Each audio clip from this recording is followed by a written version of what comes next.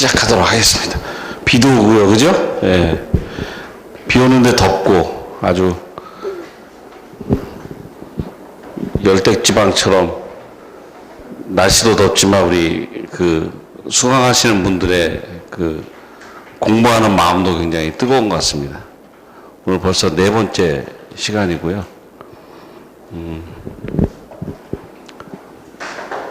강사님을 소개를 해드리도록 하겠습니다.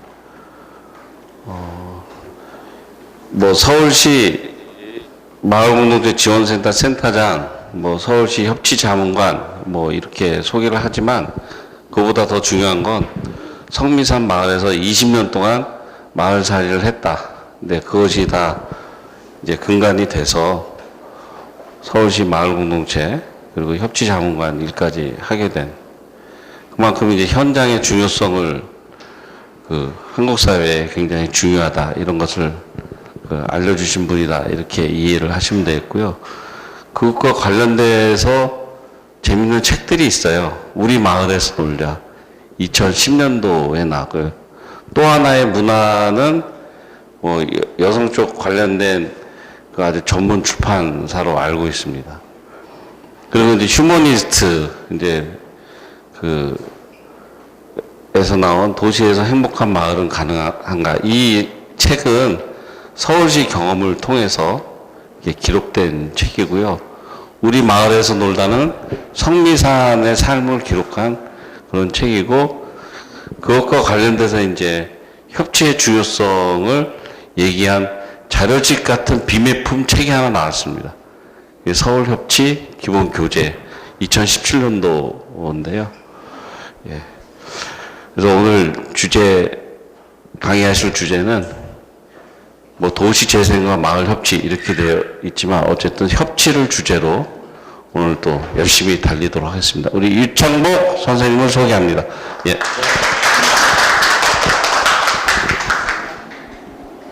앉아도 다 보이시죠, 이거? 네.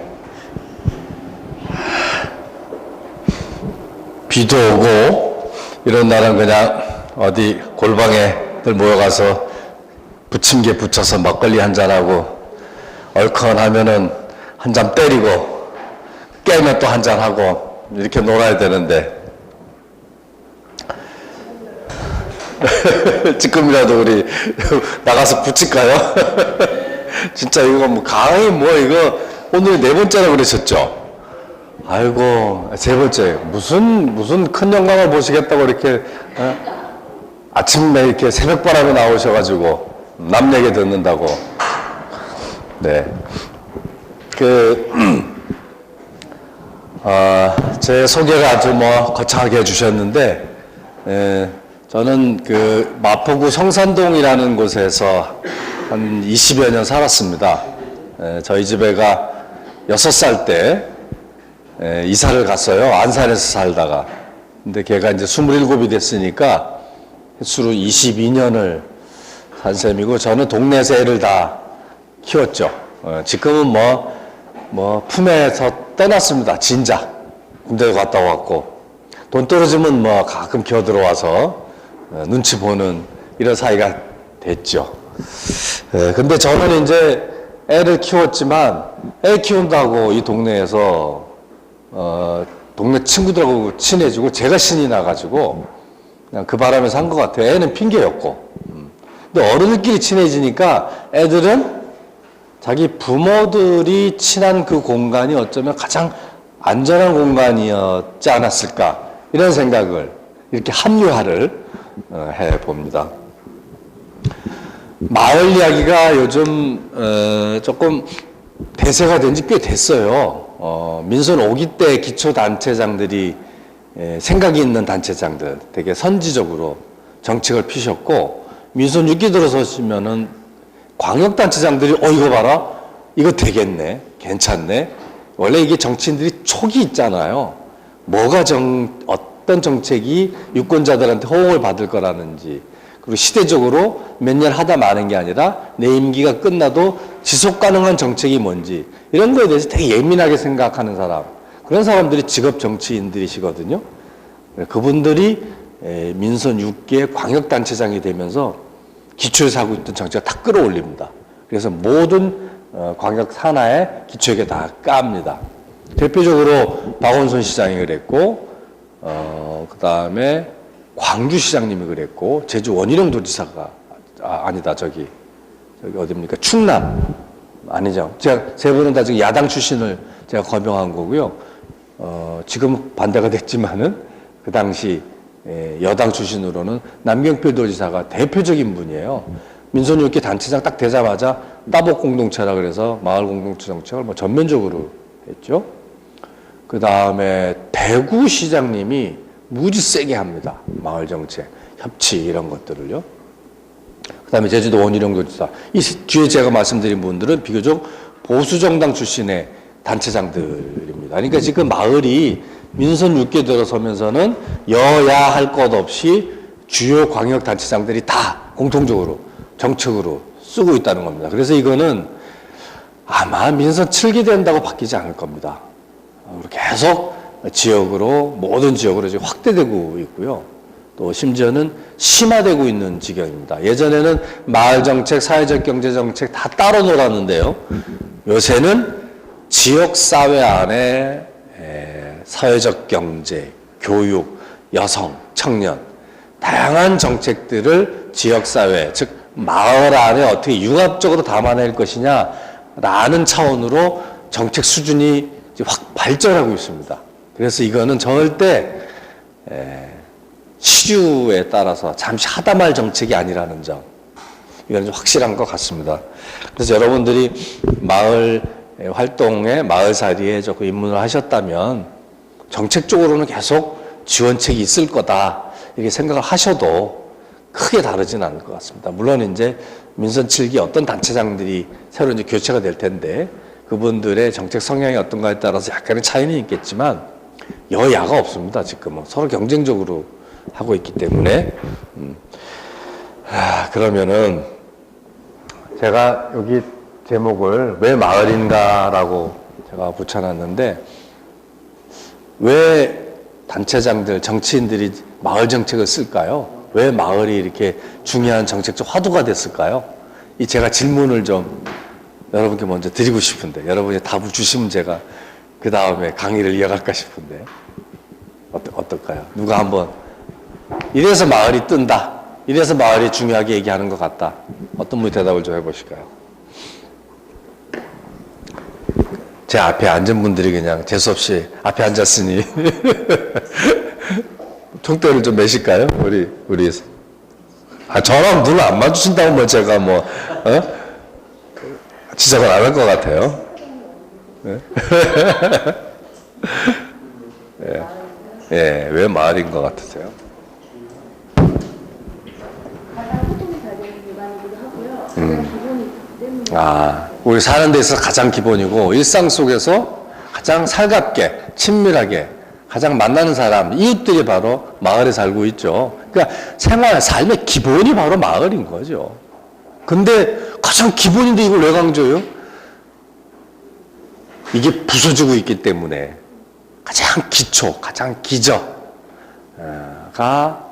가장 기본이 무너지고 있기 때문에 이거 무너지면 다 무너진다라는 절박함이 있기 때문에 정치인들은 그런 걸 귀신같이 포착을 합니다. 아, 이거 잡아야 한다 라는 판단을 저는 한다고 봅니다. 혹시 또 다른 분? 없어요? 우리 저쪽 줄에서 우리 5분 중에 한 분. 저기 유독 남성들이 많으신 때 뭐 오지도 않는 카톡을 지금 왜 보고 계세요? 얼른 대답하세요. 첫 번째 대답하신 분이 맞는 것 같아요. 마을이 모든 국가의 기본이고 기본이 되는 거예요. 현재 중앙선이 의왕시나 어느 동네나 다 봐도 개인주의지 마을이 없습니다. 제가 작년에 어떤 행사나 기준을 해보니까 동네 아줌마들이 모여서 체험학습을 하는데 둘이 얘기하다가 보니까 서로 앞집이에요. 근데 7년 만에 소통을 그러니까 이게 도시야, 도시. 7년 만에. 네. 서로 앞집인데 네. 7년 만에 서로 얼굴을 보고 대화를 하는데 그런 말이 다 깼다는 말이 있잖아. 맞아요. 다시 그래야 우리나라가 잘 되지 않을까. 가장 국가의 기초적인 단위가 네. 그러니까 도시는 초성이 무너지니까 맞습니다. 우리가 오지 않나. 네. 아래층에 누가 사는지 7년을 살아도 모른다는 거 아니에요, 그죠? 근데 실제로 몰랐죠. 네. 하다못해 주차하다가 다투기라도 해야 어느 라인이냐고 확인하게 되고 그런 사회죠. 그러니까 모든 것이 네가 알아서 살아야 돼. 네 책임이야. 네 부모의 재산이 있어? 네 조부의 재산이라도 있어야지. 그럼 모든 거를 개인의 책임으로 돌리는 사회가 되어버렸어요. 어디서 하소연할 데가 없어요. 여러분 요새는 이제 보릿고기로 죽는 사람 없어요. 보릿고기 못 넘겨서 죽는 사람 없어요. 다 외로워서 가족끼리 더 이상 어디 하소연할 데도 있고 희망도 없고 희망 없으면 하소연할 데가 없으니까 가족들이 모여서 공과금 모아놓고 주인한테 전달하고 자살하는 거잖아요. 여러분 자살률이 우리나라가 OECD 국가 중에서 1인 건 아시죠?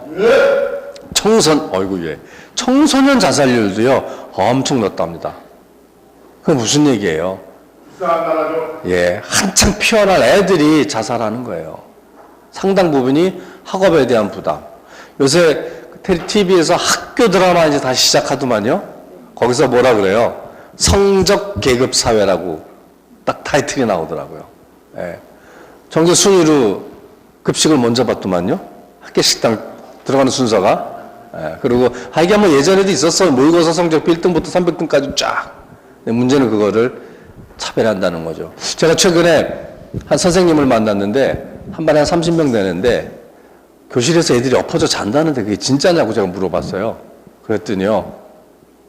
한 대여섯 명 데리고 수업한대요. 나머지는 어떻게 할 수가 없대요. 엎어져 자든 뭘 하든 어떻게 통제가 안 된대요. 근데 문제는 그 애들이 학교 끝나면 그대로 학원 그대로 간대요. 학원에서도 똑같이 그런 일이 벌어진대요. 네? 그냥 애가 공부 잘하고 뭐가 아니라 어디 딴 데 안 세고 학원 봉고차 타고 학원에도 가 있다라는 것만이라도 안심이 되는. 이거는 뭔가 지금 우리 사회가 진짜 근본적으로 이건 아닌데 우리가 진짜 열심히 살잖아요. 대한민국 사람처럼 열심히 일하고 쉬지 않고 노동하는 이런 나라가 별로 없대요. 이렇게 열심히 하는데 왜 이래야 되나. 이런 근본적인 질문들이 지금 많아지고 있습니다. 그래서 그 문제 해결의 하나의 출구로 마을이 지금 조명되고 있다. 그래서 이거요, 금방 없어질 정책 아니다. 근데, 여러분, 우리 마을하면 가장 떠오르는 단어가 혹시 뭔지 한번 탁 떠올려 보실래요? 마을하면. 그거 말고 또, 그 마을하면 또 뭐가 딱 떠오르세요? 공동체, 함께 산다. 우리 딴 분. 따뜻함. 맞아. 또. 어떤 사건, 어떤 장면, 어떤 단어, 아무거나 다 떠올려 보세요. 우물. 그러게. 또. 빨래터.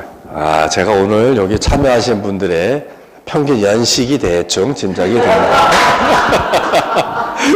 제가 가보면은요,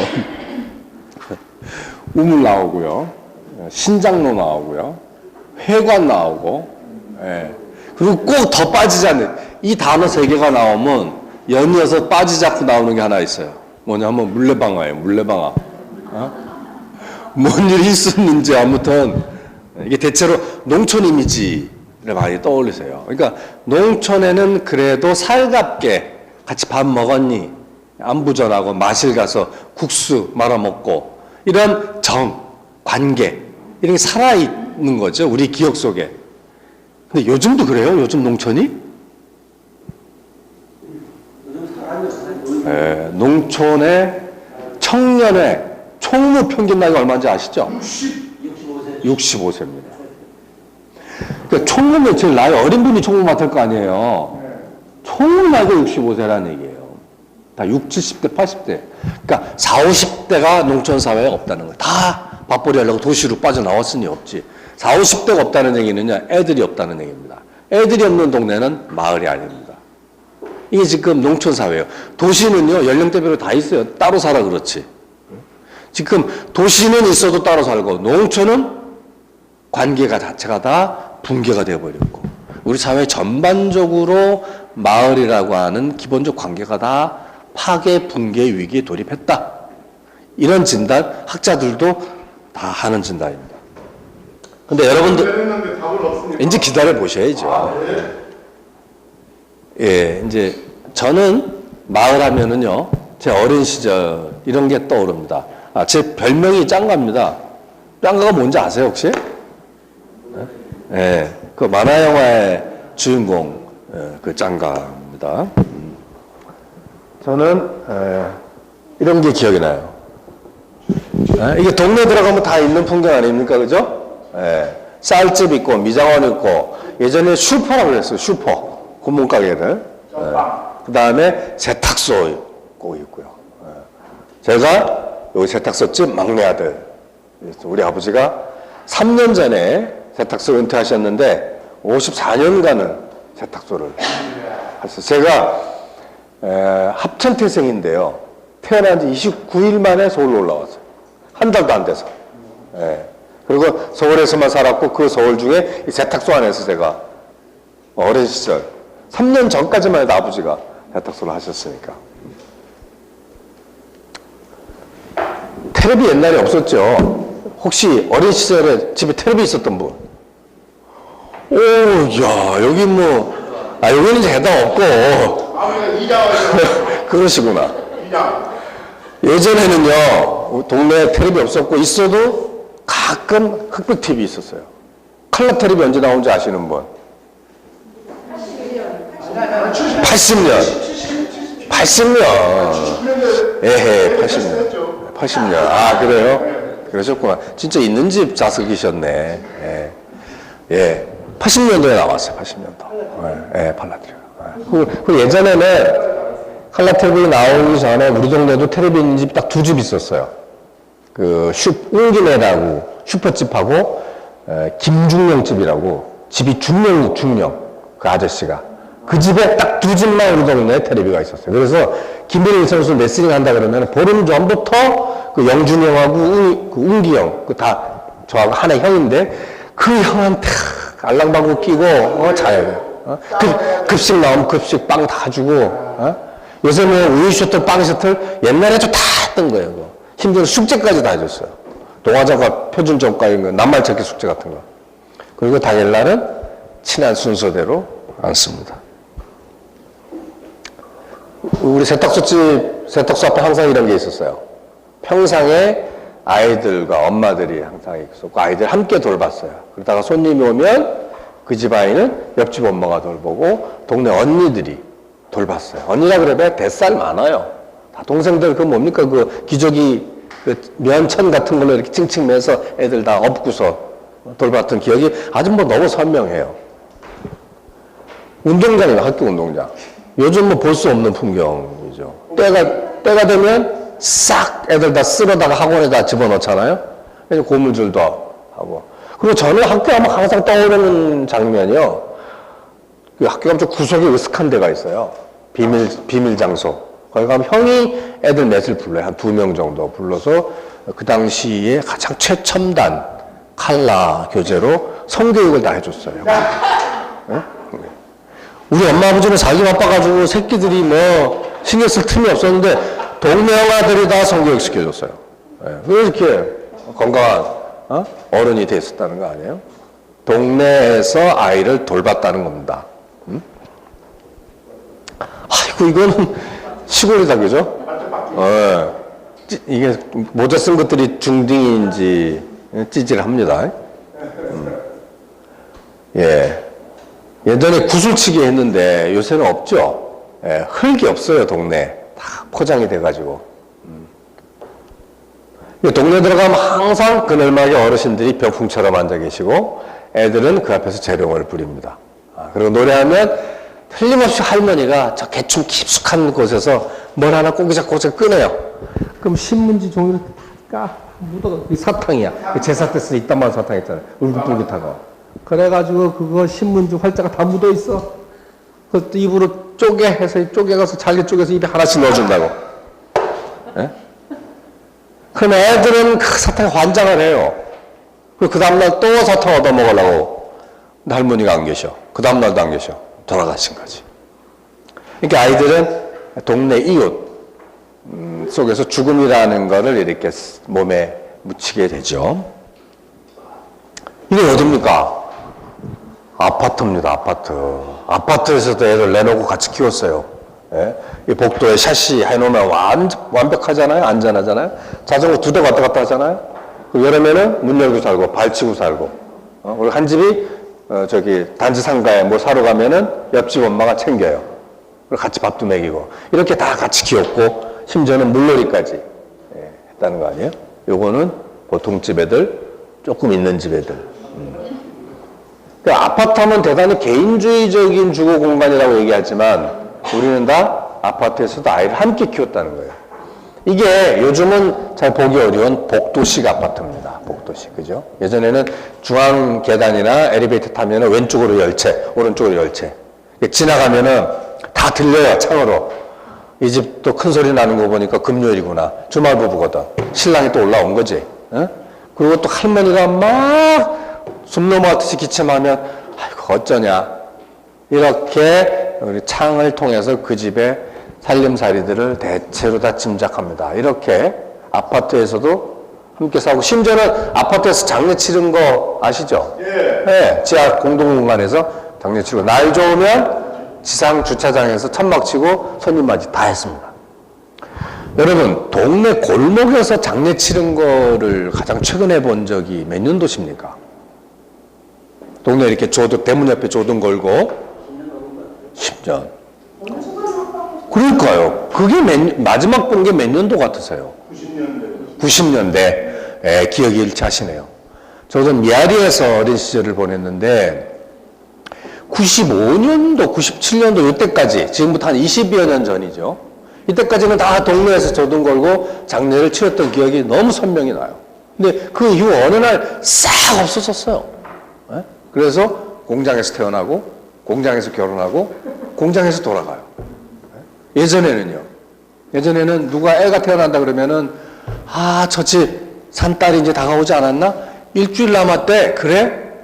그러면 동네 엄마들이 그 집 지나갈 때 금줄이 뭐가 걸리나? 이번에는 꼭 아들을 낳아야 될 텐데. 딸만 내리 둘을 낳아가지고 그 시엄마가 아주 고약해요. 어떡하나. 고추가 걸렸네. 아이고, 그 집 며느리 살았다. 그리고 어떤 할머니가 돌아가시면은, 아이고, 그래, 이제 가실 때가 됐지. 편하게 가셔야지.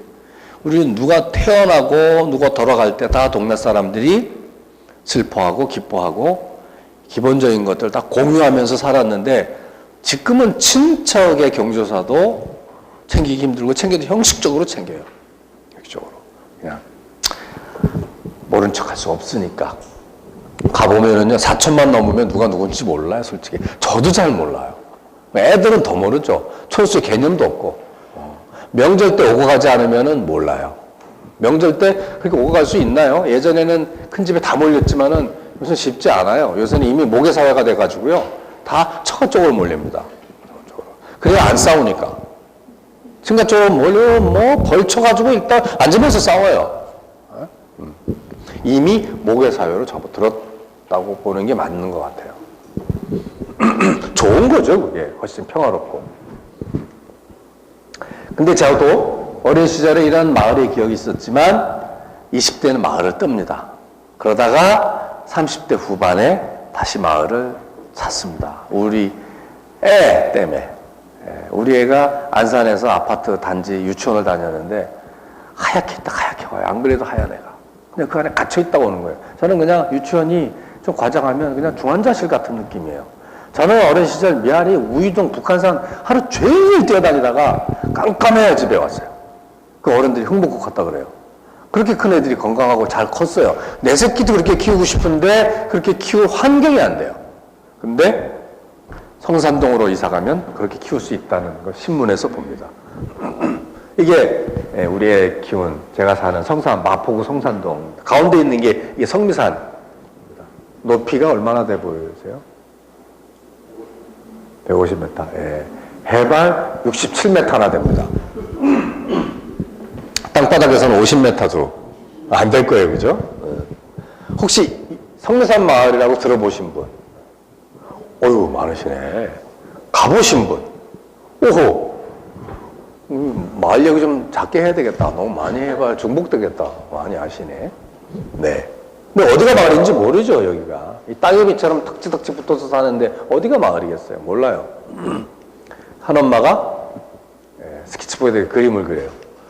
또박이 어린이집, 민중의 집, 작은 나무라는 카페, 마포 희망남이라는 복지단체, 마을극장 사무실, 사랑과 마을이라고 하는 마을의 동사무소 같은 사단법인이 있어요. 둘의 생협이 있고 동네부엌이라는 반찬가게가 있고 되살림 가게, 한땀두레라고 이 솜씨 좋은 엄마들이요, 바느질하고 재봉질해서 배냇저고리도 만들고 면생리대도 만들고 이런 걸 만들어서 파는 이런 사업체예요. 밥상이라고 식당도 있고요.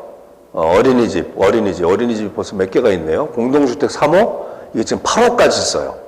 도토리 방과후, 비누드레, 이게 수제 비누 만들어서 마을극장, 성리산학교라는 대안학교가 있고 그 안에 미니샵이라는 빵집이 있어요. 공동주택이 있고, 이거는 여기 육아사랑방은 낮 시간에 한두 시간 아이 맡기는 것. 또 보자, 공동주택이 또 있네. 그다음에 일로 내려오면 꿈터라는 방과후 교실이 있고, 마포 FM이라는 FM 방송국이 있어요. 소출력 라디오 방송국이. 제가 지금 말씀드린 게 이게 다 협동조합 방식으로 운영되는 마을 기업이에요.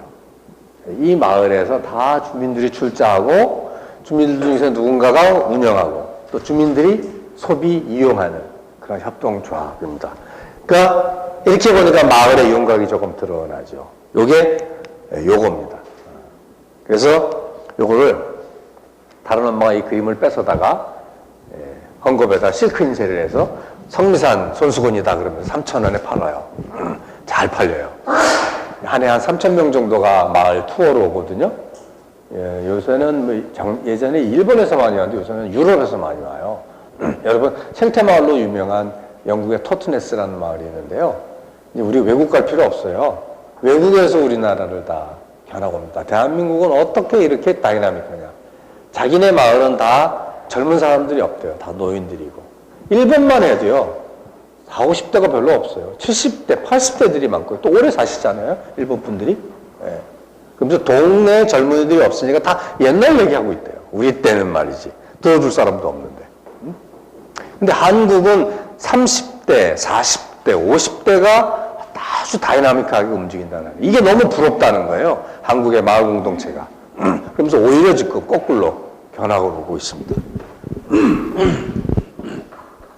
근데 우리는 이 산이 마을의 상징이에요. 성리산 마을이라고 하는 이유도 바로 이 산 때문인데 그 사연이 있어요. 산이 이런 봉변을 당해요. 2003년, 지금으로부터 한 15년 전쯤에 봉변을 당합니다. 얼마 전에 대통령 하셨던 분이 서울시장 하실 때 산을 이렇게 부활을 시켜가지고 배수지를 지어주겠다고 느닷없이 그 산에다가 콘크리트 물탱크를 배수지라 그래요. 그래서 밤에 물을 올렸다가 낮에 세게 깨끗한 물 주겠다는 거예요. 좋은 거죠. 우리 좋은 거라고, 야 좋네, 뭐 나라가 좋은 거 해주네, 우리한테 깨끗한 수돗물 세게 주려고 그러는 모양이네. 아 근데 산을 왜 알지? 당신네 물 안 나와? 잘 나와. 쫄쫄 나와? 되게 세게 나와. 물어봤더니 동네 사람들이 다 물이 세게 나온다는 거예요. 근데 저걸 왜 짓지? 알아봤더니 5년 전에 계획을 세워놨다는 거예요. 도시계획은 5년마다 세우잖아요. 그래서 물 수요량을 예측하고 저 정도는 지어야 물을 제대로 공급할 수 있다라는 수요 예측 결과를 통해서 계획을 세운 거예요. 예산 잡고. 근데 여러분, 예전에는 물 수요량이 열일 거라고 해서 계획을 세웠는데 실제 5년, 10년이 지나니까 수요량이 그렇게 안 되는 거예요. 왜 그럴까요? 집에서 물을 안 먹어요. 다 나가서 맞벌이 하더라고. 그리고 세탁기 성능이 좋아져가지고요. 물이 별로 많이 안 들어가요. 그리고 생수 사 먹어요. 그리고 더 결정적인 건 뭐냐면, 여러분 그 노강이라 그러는 거 다 알아들으시죠? 노강. 예전에는 노강이라 그랬어요. 노강. 상수관. 예전엔 누수율이 엄청났대요. 노후돼가지고. 물이 줄줄줄 새는 거야. 누수율을 감안하고 물 공급 계획을 세웠대요. 근데 누수율이 대폭 개선이 된 거야. 다 갈아가지고. 이제 새지도 않고. 이음새를 잘 해가지고. 공무원들 일을 열심히 한 거지. 그래서 물 수요량이 대폭 줄면서 저런 건 물이 필요 없기 때문에 기존의 정수, 상수 공급 시설만으로도 충분하다라는 거예요. 근데 행정은 계획이 잡히면 써야 돼요. 안 쓰면 무능하다라고 평가를 밀어붙이는 거지. 여기 혹시 공무원 계세요? 나 말 조심해야 되는 거 아닌가 몰라? 그래서 이 산을 헐지 말고 산을 지키자라고 하는데 한 2년 동안 진짜 생똥을 쌌어요. 이거 지킨다고. 이거 제가 말로 필설로 다 할 수가 없는데 어쨌든 동네 어르신들과 젊은 아빠들이 합심해가지고 우리끼리만 했으면요 못 지켰을 거예요. 당장요 용역회사들이 와서 뭐라 그러는 줄 아세요? 당신들 원정 대묵군이지 원정 대묵군이지 당신들 좌빨이지 막. 근데 동네 어르신들이 이놈 당신 누구냐고 너 민증 까보라고 너 어느 동네에서 왔냐고 이 사람 말이지 이 동네에서 7년 8년 산 아무리 아빠인데 어디서 그런 소리 하냐고 동네 어르신들이 역성을 들어주니까 저희가 얼마나 기가 살았겠어요. 또 그 어르신들이 동네 요로의 관변단체 대표들도 많이 하시고요. 부녀회장님하고도 친하시고요. 지역사회 유지들과의 관계에다가 그 어르신들이 다 가지고 있는 거예요. 그러니까 우리끼리만 나섰어. 우리는 이사 와봐야 오래 살아 한 10년이에요. 그분들 40년 살았어요. 40년. 잽이 안 되는 거예요, 잽이. 근데 그 산에 대한 소중함은 그분들이 더 애틋했던 거예요. 맨날 산에 올라가요. 이 산에 새벽에 가면요. 그 어르신들이 맨날 춤춰요. 요새는 세련돼 가지고 테크노 음악 틀어놓고 춤춰요. 춤도 뭐 기가 막히게 잘 춰요. 아침에 10시 되면 누가 올라옵니까? 엄마들이요. 애들 신랑 학교 보내놓고 한잔 때릴까 말까 하다가 잠은 뭐 하겠노 그러고 올라옵니다. 그리고 11시 되면 동네 어린이집 애들이 다 마시러 올라옵니다. 3시쯤 되면 방과후 애들이 올라옵니다. 7시 되면 누가 올라옵니까? 어스거스할 때 중고딩 애들이 요 새끼들이 올라옵니다. 왜? 학원 째고 연애질하러 올라옵니다.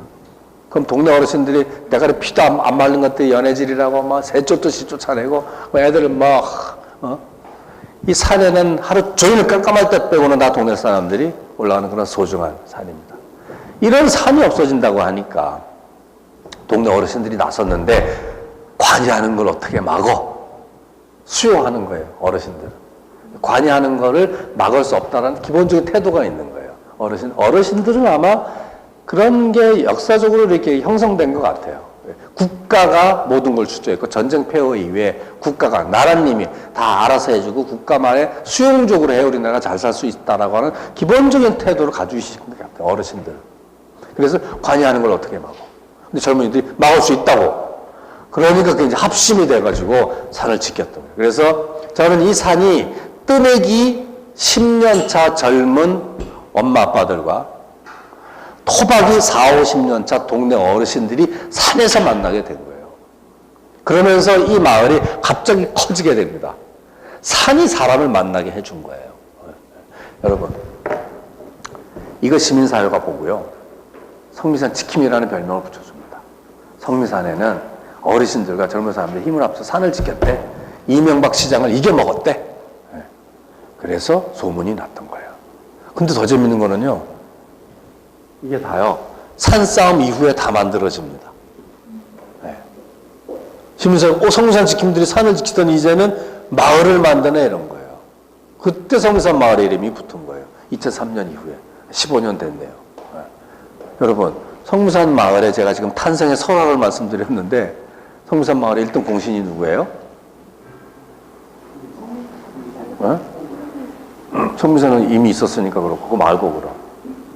성미산 마을이 이렇게 번성하게 됐던 1등 공신 누구 덕에? 예, MP님 덕에. 그분이 아니었으면 저는 성미산 마을이 이렇게 번성할 수 없었다고 생각해요. 예? 원래 여러분 동서고금을 다 통틀어서 봤을 때 공동체라는 거는요 약간의 위기, 외침에 의해서 단단해지고 생겨난답니다. 이명박 시장이 배수지를 짓겠다고 산을 헐어버리겠다고 비겁하게 설 직전에 이렇게 새벽에 벌목꾼들을 보내서 이렇게 싹 비워놔 버렸어요. 이 비겁한 이 침탈로 인해서 동네 사람들, 어르신이 화가 난 거예요. 어떻게 설 밑에 저럴 수가 있냐고. 2년 동안 우리가 공청회 한번 열어달라고 그랬는데 그거 안 열어주더니 그 설 밑에 저렇게 비겁하게 싹 벌목해버릴 수가 있어? 어르신들이 더 화가 난 거예요.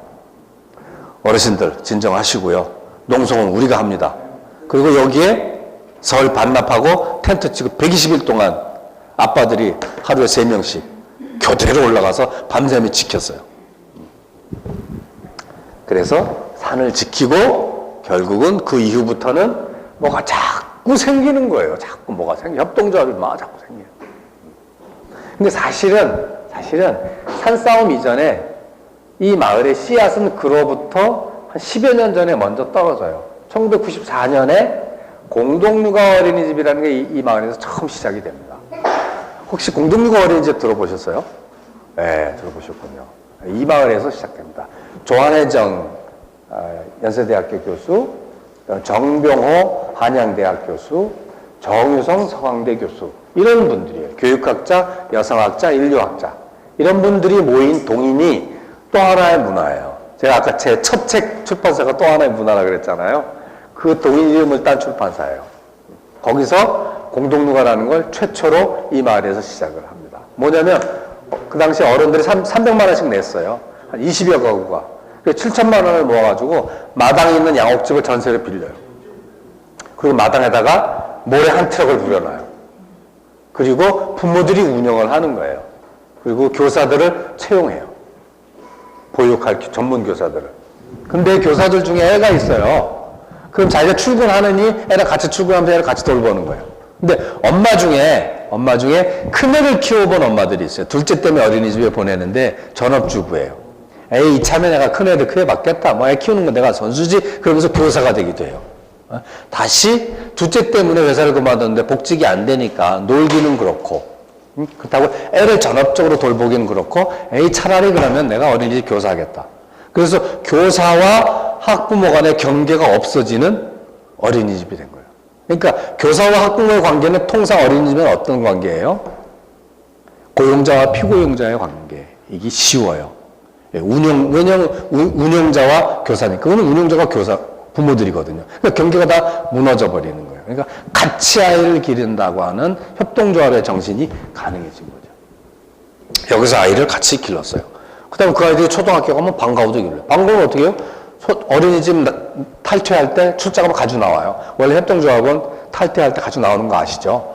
그 돈으로 방과후 교실이었는데 또 출자를 해요. 한 300만 원이 한번 나오면은요, 그냥 계속 돌아다니는 거예요.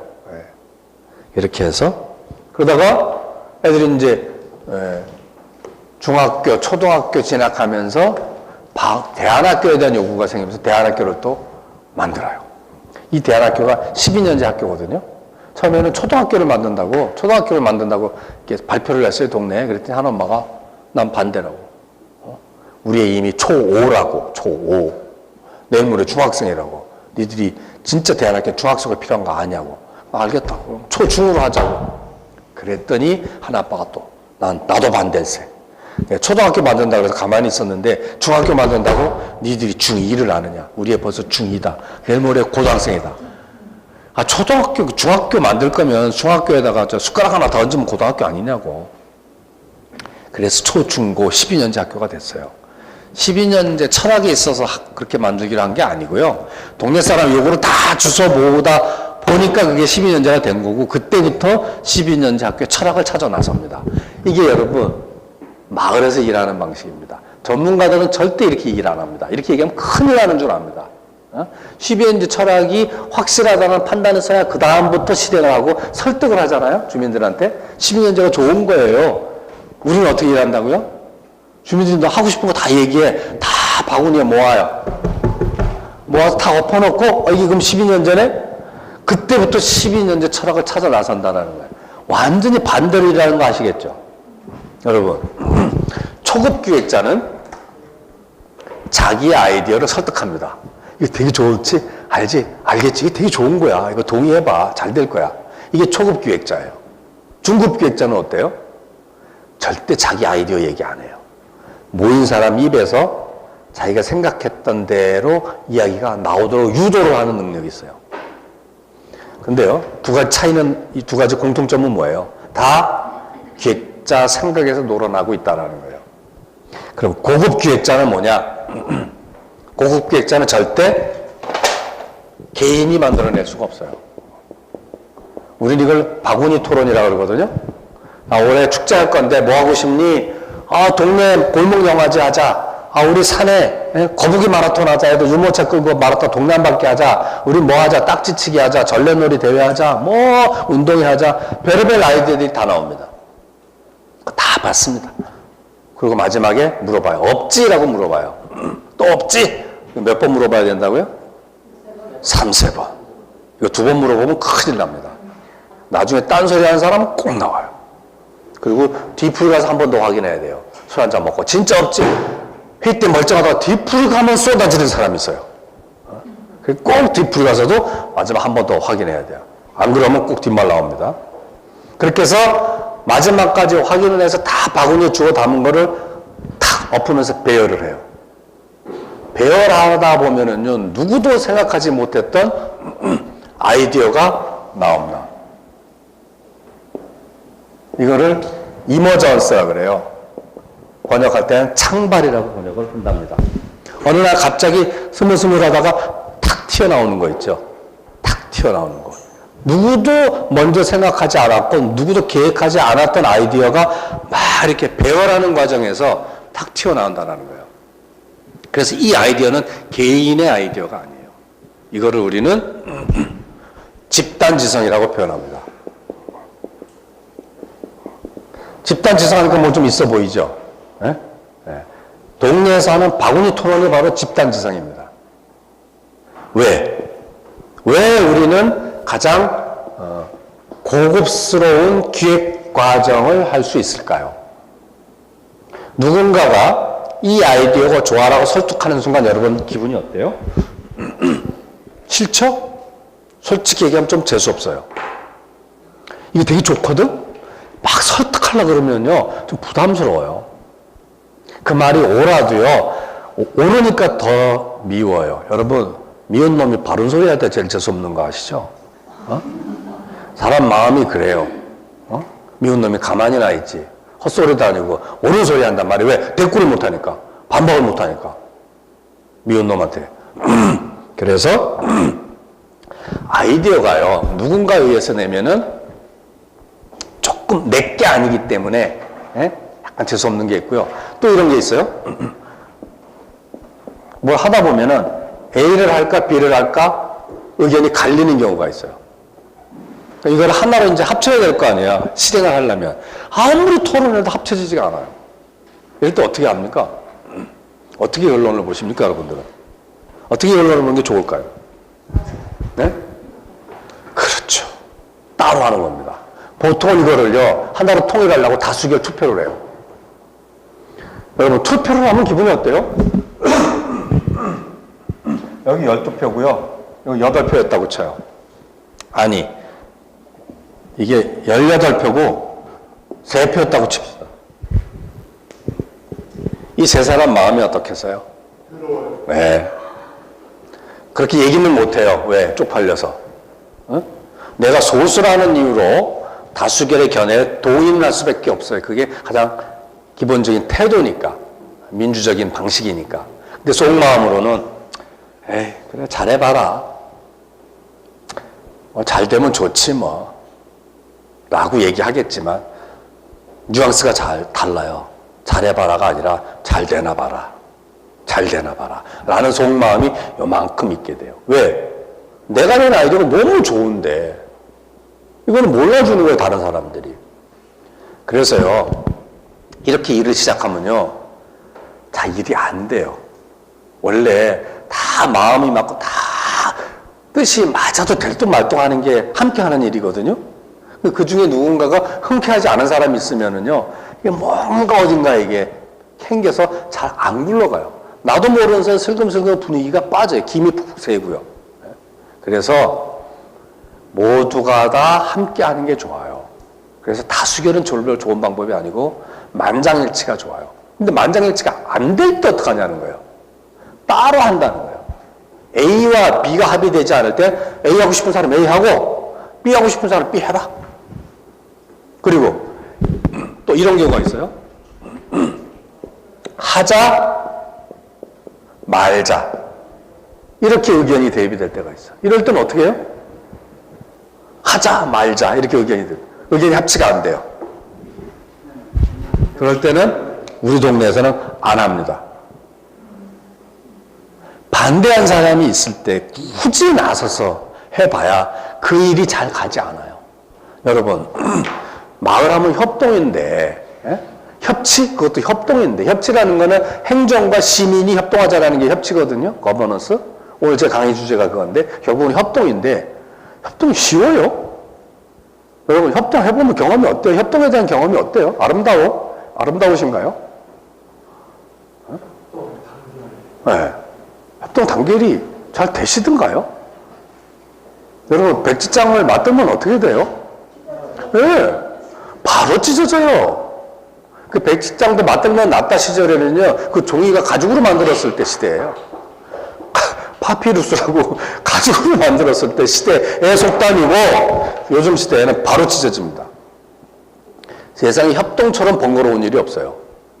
혼자 하면 진짜 끝냈을 일을 둘이 한다고 나서가지고 일은 일대로 안 되고 둘이 의반상해요. 그게 협동이에요. 동업하지 말라 그러잖아요. 그게 협동이 쉽지 않다는 거예요. 협동 쉽지 않아요. 우리가요, 협동을 할 때, 누군가 일을 할 때, 여러분, 뜻이 맞는 사람이 있고 마음이 맞는 사람이 있어요. 여러분이 누군가 협동하려고 할 때, 뜻 맞는 사람과 일하고 싶으세요? 마음 맞는 사람과 일하고 싶어요? 딱 한 사람만 나와 협동할 수 있는 조력자가 있다고 했을 때, 그 한 사람은 뜻 맞는 사람과 하고 싶다, 마음 맞는 사람과 할 때 제가 지금 설문조사를 해볼게요. 뜻 맞는 사람과 하고 싶다. 한 사람, 마음 맞는 사람 하고 싶다. 마음을 다수네. 아마 이거는 성향 따라 다를 겁니다. 성향에 따라 다르고, 내가 어떤 성향에 따라서 상대적인 거기 때문에 궁합이 맞아야 되기 때문에 일률적인 답은 없지만, 그래도 제가 얘기하고 싶은 통계적인 거는 뜻이 맞는 줄 알았는데요, 두 번 얘기해 보면요, 뜻이 달라요. 그래서 실망해요. 속상해요. 뜻이 맞아서 시작했는데 뜻이 다르다라는 걸 안 순간 함께 할 수가 없어요. 왜냐면요, 뜻을 우리가 어떻게 알아차리죠? 말로 알아차리는 거거든요. 여러분, 언어로 소통되는 거는요, 30%가 안 된대요. 그래서 요즘 언어적 소통 말고 뭘 강조해요? 공감이라는 걸 많이 강조하잖아요. 예. 공감이라는 건 언어적 소통이 아니에요. 비언어적 소통이에요. 그러니까 느낌으로 아는 거예요. 그리고 관계가 쌓여왔을 때 미루어 짐작 가능한, 예측 가능한 관계에서 오는 소통의 방식이 공감이에요. 이거는 차원이 다른 거죠. 그런데 나이 먹은 사람들은요, 언어적 소통을 안 하면 되게 불안해요. 뭔가 소통이 안 된 것 같아요. 매듭이 안 젖은 것 같아요. 계약서 콱 써서 도장 찍고 뭐 복사하고 공증까지 다 서야 약속된 것 같다라고 느끼잖아요. 일반적인 관계에서는. 근데 사적 관계에서도 그런 경향이 있단 말이에요. 근데 그 언어적 소통이라는 게 대단히 소통 성능이 낮다는 거예요. 그래서 뜻 맞는 사람과 시작했을 때는 그 뜻이 달라진다는 걸 알았죠. 여러분도 아침하고 저녁하고 생각이 많이 달라지지 않으세요? 전 하루에도 생각이 12번씩 다 바뀌어요. 네. 일관성? 무슨 일관성이 있어요? 응? 애새끼 볼 때마다 내 마음이 달라지는데 무슨 일관성이 있어요? 일관성 없어요, 사람이. 네? 근데 마치 일관된 생각이 고정적으로 있는 것처럼 뜻을 고정시켜놓고 뜻이 맞아야 함께할 수, 일할 수 있다라고 자기를 강제하는 순간 우리가 딱딱해지는 거예요. 그걸 깨지는 거예요. 협동이 안 돼요. 마음이 맞으면은 뜻이 달라도, 쟤 또 왜 저래? 어제 또 한판 했나? 어제 또 신랑이랑 또 좀 싸웠구나? 아이고, 오늘 좀 조용히 넘어가야지. 여러분, 누군가의 말을 들을 때 그 말이 옳아서 동의하기보다는요, 그 사람을 내가 신뢰하기 때문에, 신뢰하는 사람이 하는 말은 곱게 들려요. 여러분, 개떡같이 얘기해도 찰떡같이 듣는다는 게 바로 이런 거거든요. 그러면 찰떡같이 듣는 이 관계는 어떻게 만들어져요? 수용적 관계가 전제되어 있을 때 개떡같이 얘기해도 찰떡같이 듣는 거거든요. 그럼 수용적 관계는 어떻게 만들어지느냐? 첫 번째, 콩깍지가 씌일 때. 평생 그냥 대면대면 지나가다가 어느 순간 후광이 싹 보기만 하면 가슴이 두근두근두근. 이게 콩깍지 씌이는 순간이죠. 이럴 땐 그 사람이 무슨 얘기를 해도 아름답게 들리고 사랑스럽게 들리고 그런 거예요. 예, 무슨 얘기를 해도 아무리 미운 짓을 해도 이뻐 보이는 거예요. 콩깍지가 씌일 때. 이게 수용적 관계거든요. 근데 마을에서 그러면 큰일 나잖아요. 그럼 안 되잖아. 한 사람한테만 그래야지. 즉 가족이라고 하는 관계는 바로 그렇게 형성돼서 수용적 관계가 형성이 되는데 일반적인 관계에서는 그게 잘 안 되는 거예요. 네, 안 되는 거예요. 그래서 그거는 쌓여야 돼요. 관계가 쌓여야 되고 그 사람 그래 알았어. 우리가 만나다 보면은 무슨 이야기할 때마다 된다 얘기하는 사람이 있죠. 다 된대. 그 결정이 나는데 뒤에 가면 하나도 책임 안 지는 사람이 있어요. 말로만 더 산다고 얘기하는 사람이 있어요. 그리고 또 어떤 사람은요, 뭔 얘기하면 무조건 안 된대. 근데 문제는 그 안 된다라는 말이 너무 또 설득력이 있는 거야. 뭐 그럴듯한 거야. 그 사람 얘기만 듣고 있으면 맞아 하면 안 되겠어 진짜로. 큰일 날 것 같아. 막 어쨌든 막 속이 상해 그냥. 그래서 막 그 옆에 보면 막 꼴보기 싫어 죽겠어. 무슨 얘기가 무조건 안 된다고 그러니까. 네? 근데요, 일을 저지르면요, 그런 사람들이 다 수습해요. 그렇지 않던데요. 그렇지 않은 분도 뭐 개 중에 있겠지. 근데 그 사람들 왜 수습하냐면 일에 구멍이 보이는 거예요. 그런 사람들은요, 무슨 얘기를 하면은요, 그냥 구멍이 술술술 다 보이는 거야. 그러니까 일을 저지르는 사람은요, 구멍이 보이면 착수를 못 해요. 일을 저지르는 사람은요, 모르니까 하는 거예요. 원래 마을살이는요, 경솔하고 귀가 얇은 사람이 한다 그래요. 꼼꼼하게 아는 사람은 지르지를 못해. 착수를 못해. 근데 일을 질러 놓으면 빵꾸가 나. 일을 저지르는 사람은 일 수습을 못해요, 절대. 그래서 대단히 비관적 시나리오가 능숙한 그 사람이 다 수습해. 보이니까. 근데 동네 친구가 벌은 일이니까 잘 돼야 될 거 아니야. 근데 사람은요, 지르는 사람하고 수습하는 사람이 한 몸일 수가 없어요. 그럼 그 사람은 분열해요. 그래서 달라요. 누구는 저지르는 과, 누구는 수습하는 과. 그래서 사람을 볼 때도 그런 사람들이 잘 조합이 되면 일이 잘 된다고 합니다. 명심하겠습니다. 네. 하도 피드백이 힘차서 제가 말이 막 샜어요, 지금. 근데 사실, 여러분, 강의 백날 들으면 뭐예요? 그렇죠. 네? 이게 쓸데없어요, 사실은. 여러분들이 일상에서 이웃들과 사는 그 자체가 이미 진리고 인문학이고요. 그 자체가 가장 훌륭한 지식이에요. 제가 할 일은 뭔지 아세요? 여러분, 염장 지르는 일이에요. 약 올리고 샘나게 해서, 이씨, 우리도 해야지. 요런 정도 제가 역할이지, 뭐. 명강이지. 네.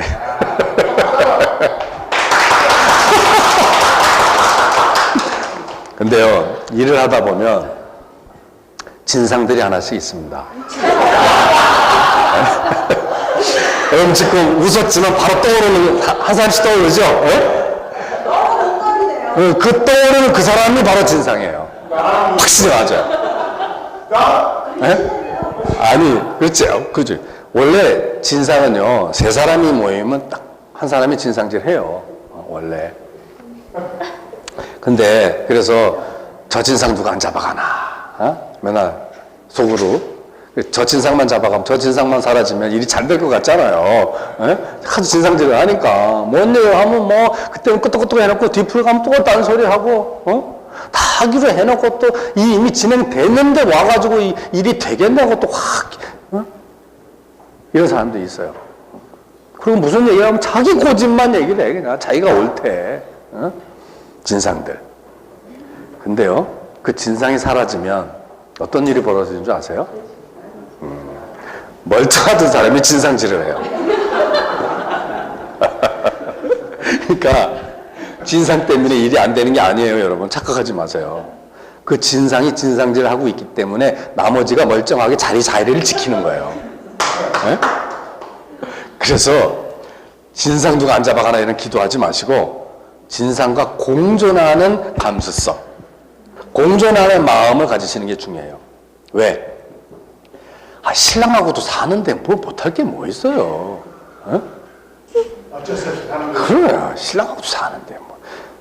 그런 마음으로 진상과 공존하시라. 아이고, 제가 이 정도 이제 밥값 다 한 것 같은데 시간이 좀 남았죠? 많이 하셨습니다. 예, 제가 걱정 마세요. 12시까지 안 채울 테니까. 그러니까 커피타임 마음 늘어지니까 앞으로 제가 30분 안에 해치우겠습니다. 원래요, 훌륭한 강사는 그 2시간짜리를 30분만 해도 엑기스만 뽑아가지고 할 건 다 해요. 시간 없다고 못하는 거 그건 프로 강사가 아니에요. 30분 안에 다 끝낼 테니까 화장실 다녀오실 분은 슬금슬금 다녀오십시오. 네, 마을에 생협이 있습니다. 이것도 2001년이니까 한 15년 넘었네요. 그 당시 87가구로 시작했는데 지금 9,000가구입니다. 딱 100배 늘었습니다. 연매출? 노력하겠습니다. 연매출 90억 합니다. 이게 장난 아니에요. 거의 100억 넘어갈 때도 있어요. 연매출 100억. 그러니까 가구당 1년에 100만 원 정도 매출을 하는 거예요. 그 월로 따지면 한 8, 9만 원 하는 거예요. 그러니까 많은 건 아니에요. 여기서 모든 주부식을 여기서 해결하거든요. 유기농, 무농약 이런 걸로요. 근데 돈이 얼마나 남을까요? 한 100억 정도 매출에 순이익이 얼마나 남을까요? 응? 20%에서 50%. 아유, 그런 장사 있으면 좀 알려주세요. 어? 요새 같은 이 저성장 시대에 그렇게 안 나오죠. 돈이 하나도 안 남습니다. 안 남아요. 이거를 우리는 제로 손익이라고 그럽니다. 전문 용어로는 똔똔이라고 그러죠. 똔똔. 더도 말고 덜도 말고입니다. 돈이 남으면 어떻게 해요? 여기서 고용된 분들을 우리 마을 고용이라고 그러거든요. 다 동네 사람들이 여기서 일해요. 나는 월수금만 일할래. 나는 10시부터 3시까지만 일할 수 있어. 왜? 둘째가 3시부터 오거든.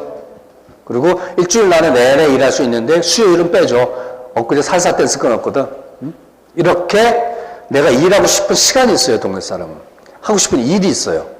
그리고 그 일과 동네에서 일거리들을 매칭시켜서 고용을 하게 됩니다. 이걸 우리는 마을 고용이라고 표현을 합니다. 여러분, 요 얘기 조금 더 중요한 얘기니까 가보죠. 고용도요, 여러분, 문재인 정부가 요새 많이 얘기하는 거 있죠? 가장 핵심 정책이 뭐예요? 네, 일자리잖아요. 우리는 일자리란 말 안 써요. 일거리라고 표현해요. 일자리는 뭐예요? 9 to 6. 그렇죠? 일주일 내내 하는 거잖아요. 이 중에서도 정규직이 있고 비정규직이 있잖아요. 이런 거 우리는 마을에서는 이런 일이 있긴 하지만 많지 않아요. 다 일거리예요. 일거리는 무슨 얘기냐면요. 파타임 일이에요. 파타임 일. 나는 월수금 10시부터 3시만 일할래. 저는요, 토요일, 일요일만 일하게 해주세요라고 얘기하는 사람이 있어요. 나도 직장 다니는데요. 우리 마을에 작은 나무라는 카페가 있는데 여기서 일하고 싶어요. 왜? 이 사람의 꿈이 직장을 그만두고 커피숍을 차리는 게 목표예요. 이 젊은이는. 근데 토요일, 일요일은요, 동네 사람들이 일을 할 수가 없어요. 그리고 토요일이 항상 비었는데 마침 이 청년이 자기 토요일, 일요일만 일하게 해달라는 거예요. 그래? 야, 우리 특구수당 줄게. 라고 이 친구를 고용해요. 이렇게 일하고 싶은 시간에, 일하고 싶은 방법에, 하고 싶은 일을 마을에서 연결하는 방식을 일거리라고 합니다. 일거리 방식.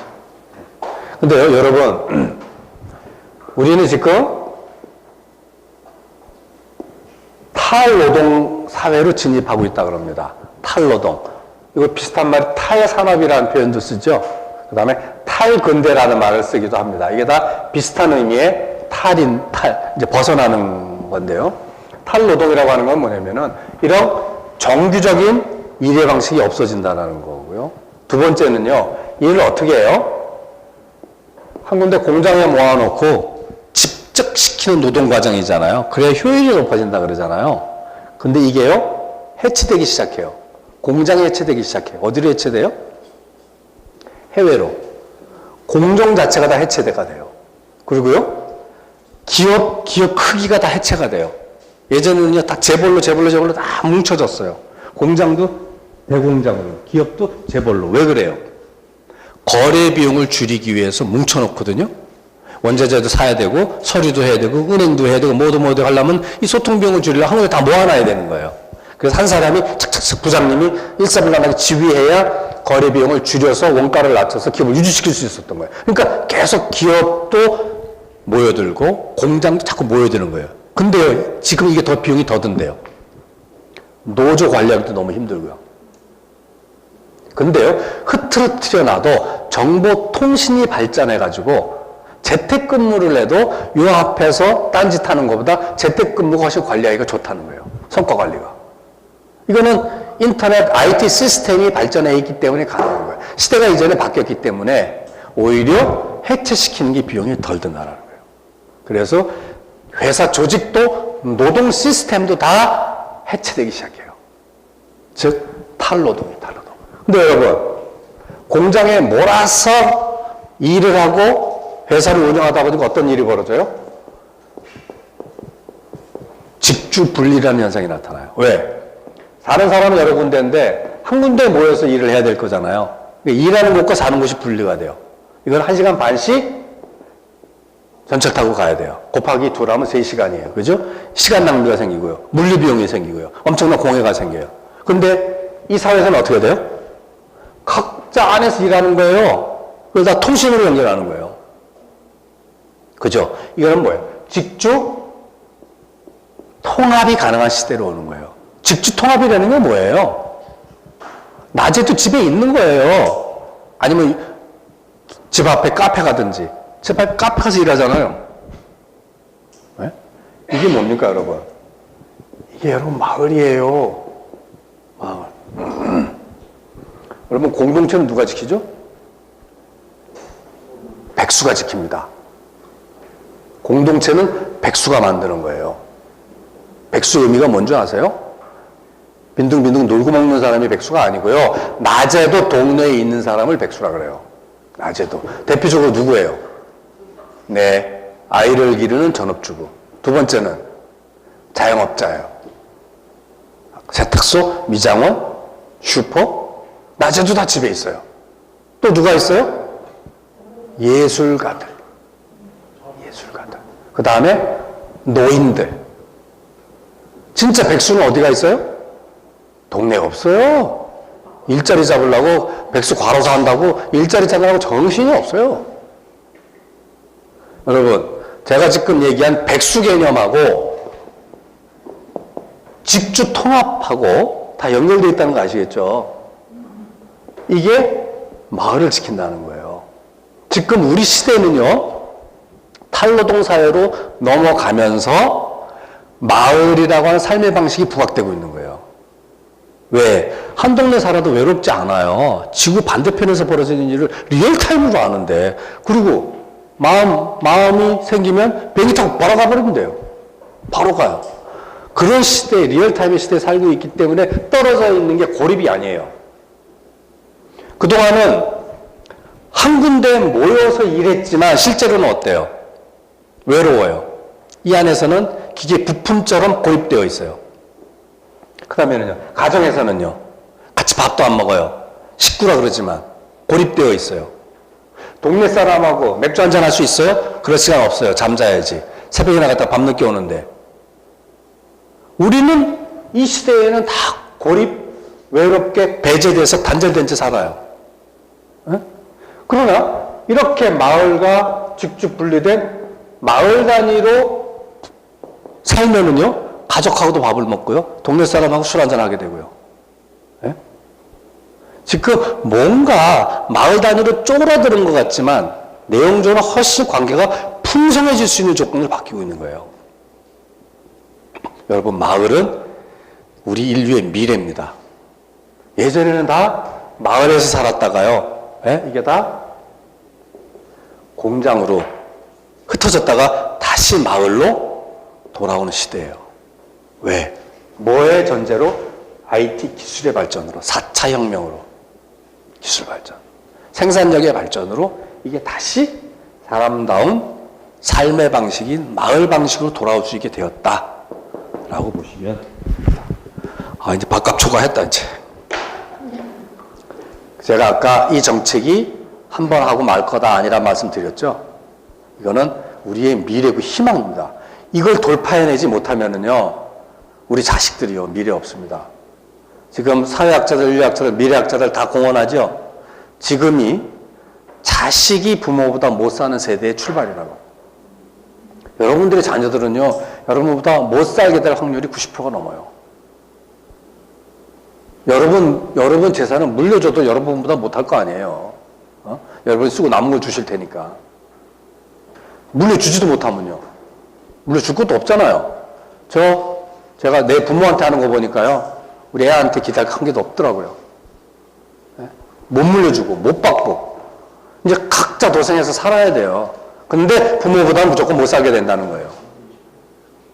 우리 자녀 세대가 이후에 어떻게 살아야 할지 고민하셔야 돼요. 그 고민의 답은 저는 마을에 있다고 생각해요. 마을에 있다고.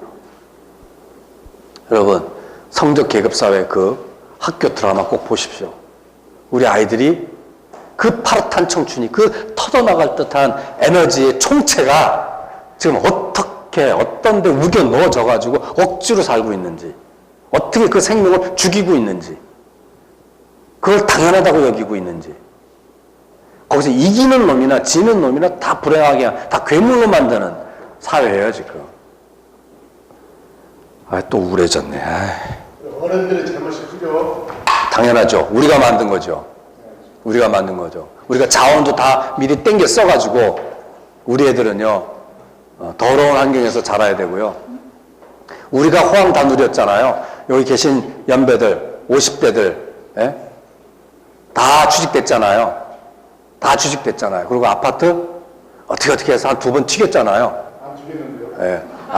못 튀긴 분도 있고, 그리고 그거 뜯어먹으면서 노후를 보내려고 지금 계획하는 거잖아요. 애새끼 장가도 보내고 시집도 보내고. 그거 안 올라와서 지금 화가 나는 거잖아요. 그거 올라오면 우리 집 못 들어가요. 이런 지금 딜레마에 빠져 있는 거예요. 그래서 50대가 보수적이었다가 진보적이었다가 왔다 갔다 하잖아요, 지금. 그래서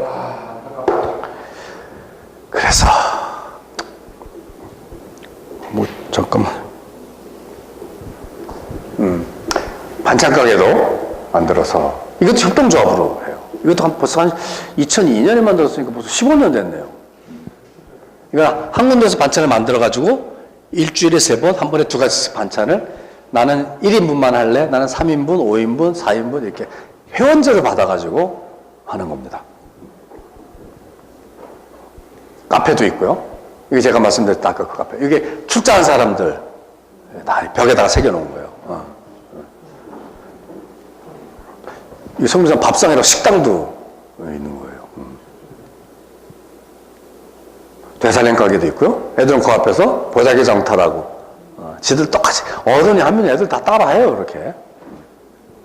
이거는 이제 마포희망 나눔이라고 동네 조선 가정이나 우리 뭐라 그럽니까, 나이 드신 분들이나 홀로 사시는 독거노인들, 이런 분들이 이제 장마철 전에 찾아가서 좀 집수리다 곰팡이도 좀 걷어내고 이런 거 하고, 김장 때는 1+1이라고, 나 오늘 20포기 할래 그러면 40포기 값을 내라 그럽니다. 그래서 동네 사람들이 뭐 다 김장하고 자기 거 20포기 가져가고 나머지 20포기 모아놨다가 동네 이제 어르신들한테 배달하는 거를 이때 꼭 애들하고 같이 가게 해요. 애들도 뭐 씩씩대면서 뭐 이러면서 다. 그래서 그 어르신들이 사는 방도 들여다보고, 이렇게, 이렇게 사는 분도 있구나라는 걸 아이들이 보게 하고, 이렇게 합니다. 이건 극장입니다. 마을에 극장이 있고요. 어린이나 애들 모아놓고 만화 영화 보여준 겁니다. 동네 어린 조물애기들 다 모아놓고. 이 눈망울만 보고 있으면요, 밥 안 먹어도 배불러요. 그리고 이게 전시장이 되기도 하고요.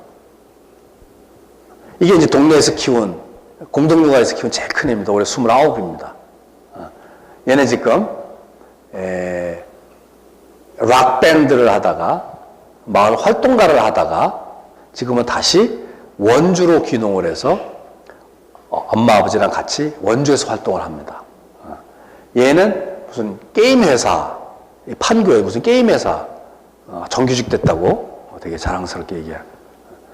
얘네가 9년 전, 20살 때 찍은 사진입니다. 얘가 어느 날 군대 가겠다 이렇게 머리를 짧게 깎고 나타난 거예요. 그래서 야, 군대 가기 전에 성년식 해주자 그래가지고 성인식을 한 거예요. 그래서 동네 사람들, 후배들이 다 모여가지고 이렇게 자기의 스토리를 듣는 거예요. 나는 어릴 때 이랬어요. 저는요, 마을이 불편했어요.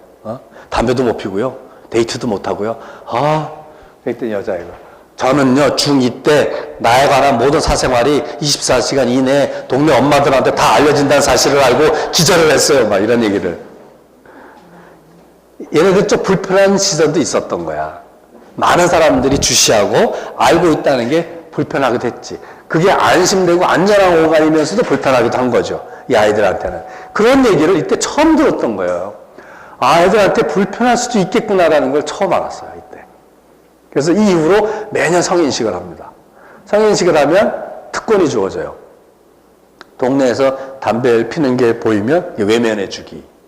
그리고 술 사달라고 하면 무조건 사주기. 이 두 가지가 달라집니다. 마을에 이렇게 예술 동아리들이 있어요.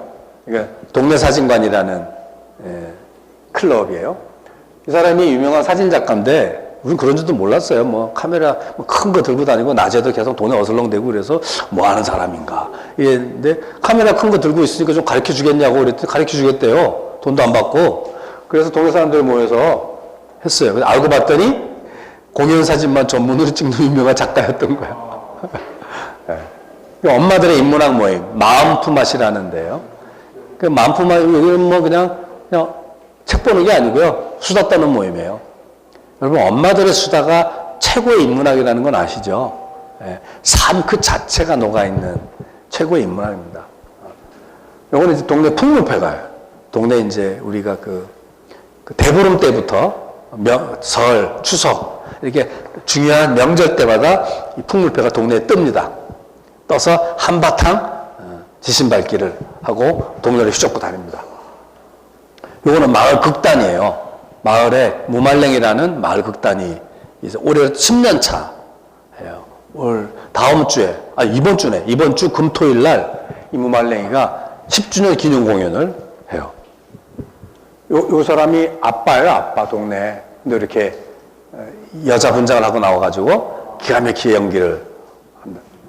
요 배우를 눈여겨보세요, 가운데. 누군지 아시겠어요? 혹시 나 찍지 않으신가요? 그렇지. 이게 제가 어디 가서 이거 못 맞추면 바로 그냥 나가버립니다. 제가 배우예요, 여러분. 제 눈을 한번 보세요. 네가 배우니? 이러고 한번 보세요. 배우 같죠? 제가 배우예요. 배우도 그냥 배우가 아니고 무려 주민 배우랍니다. 동네에서만 알아주는 배우랍니다. 첫 공연이 오아시스 세탁소 습격 사건이라는 대학로에서 유명한 공연이에요. 그걸 창단 공연을 했어요. 누가 주인공이었게요? 그렇지. 그럼요.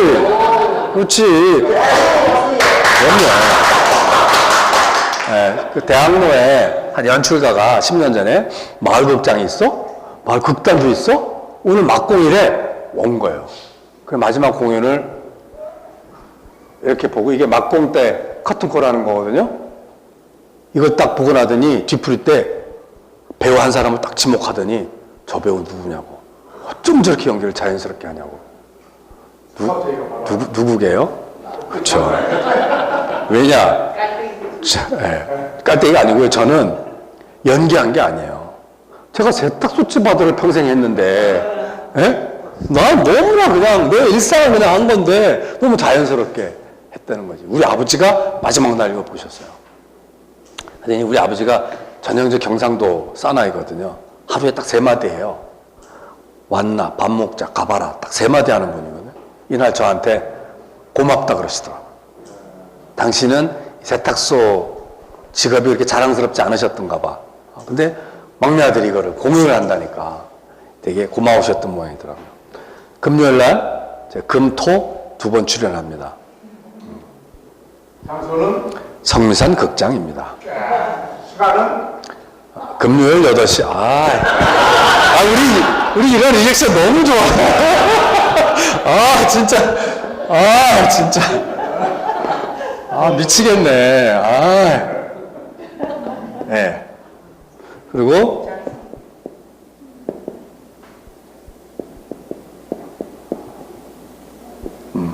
이렇게 4회 하는데 저는 이렇게만 합니다.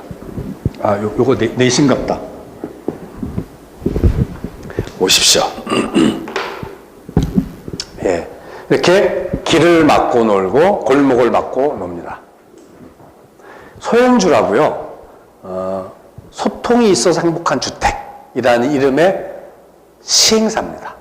건축회사입니다. 건축회사도 만들어서 아까 제가 공동주택 8호까지 지었다 그랬잖아요. 네. 그래서 뭐 서로 뜻 맞는 사람, 마음 맞는 사람 4가구, 8가구, 12가구가 모여가지고 네. 같이 땅을 사서 집을 짓는 거예요. 그리고 설계도요 맞춤형으로 해요. 우리 집은요 시험방을 사는데요 부엌에 1분만 서 있으면 싸움이 나요. 그래 당신은 복층. 우리 애는요 무조건 구석 들어가는 걸 좋아해. 너네는 다락방 하나 만들어 줄게. 우리는요 우리 부부는 둘 다 재택근무예요. 근데 역시 5분을 못 넘겨요. 이거 서재를 2개로 만든다. 이런 식으로 그 집의 라이프 스타일에 맞게 설계를 다 맞춤으로 해서 집을 안 치고 그 한 층은 공동 공간을 만들어요. 그래서 공동 거실이에요. 그래서 커다란 30인용 전기밥솥을 사다 놓고 당번정에서 밥을 하고 반찬은 한 가지씩 가져와요. 포트락 파티라 그러죠. 같이 먹는 거예요. 그러니까 이렇게 하니까 애들이요 약간 대가족에서 자라는 듯한 애들이 착각을 해요. 그런 착각을.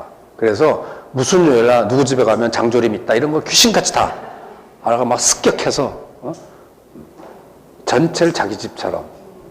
또 그러면 다 6개월 지나면 이제 민원이 발생하잖아요. 그럼 이제 회의를 해요. 식구들 회의하면은 니들이 말이지 예고 없이 막 뛰어다니는 바람에 너무 불편해. 이런 회의를 통해서 아이들도 이제 따로 또 함께 사는 방법들을 배우게 되고 또 거기서 큰 애들이 작은 애들 공부도 가르쳐 주고 뭐 이런 식의 약간 대가족제적인 이런 경험들을 아이들이 하게 됩니다. 좋은 마을이네. 네. 제가 이 마을을 이렇게 자랑하는 이유를 제가 아까 말씀드렸죠? 네. 제가 약 올리는 거예요, 여러분. 네? 약 올리면 지는 거지. 하고 싶으면 하시면 돼요, 여러분들. 하시라고. 방법은 다 있어요. 다 있어요. 저보고 와서 그 방법을 가서 좀 풀어봐라 그러면 저는 풀 용의는 있어요. 그리고 그런 전문가들이 해본 사람은 전문가 아니에요? 다 해봤기 때문에 다 도와줄 수 있으니까 여러분들이 하시면 돼요. 하시면.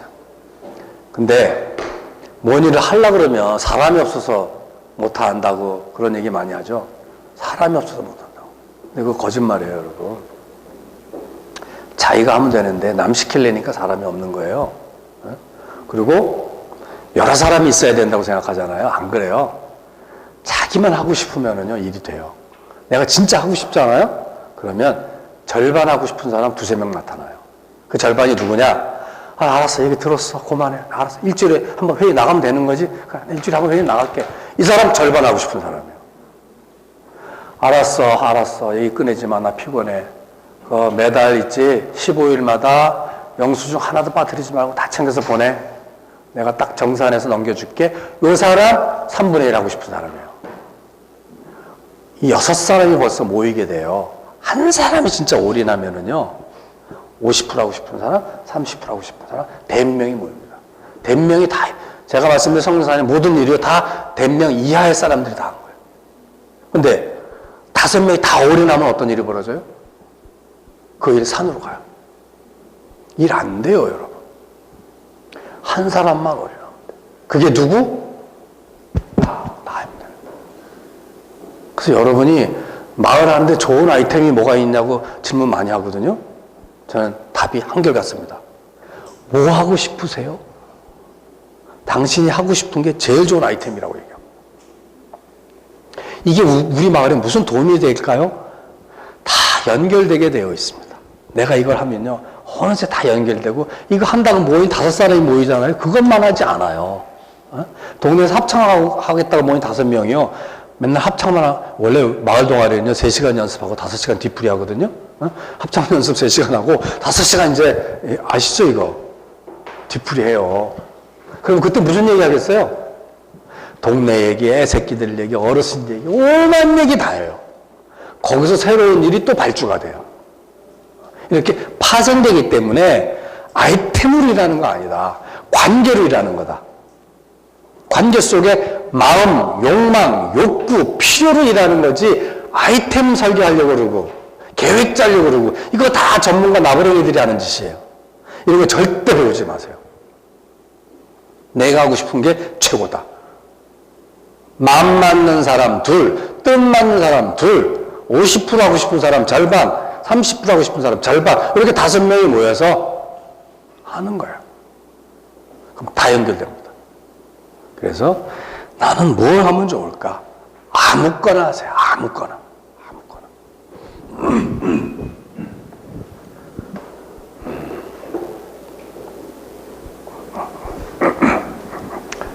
이 얘기만 해볼게요.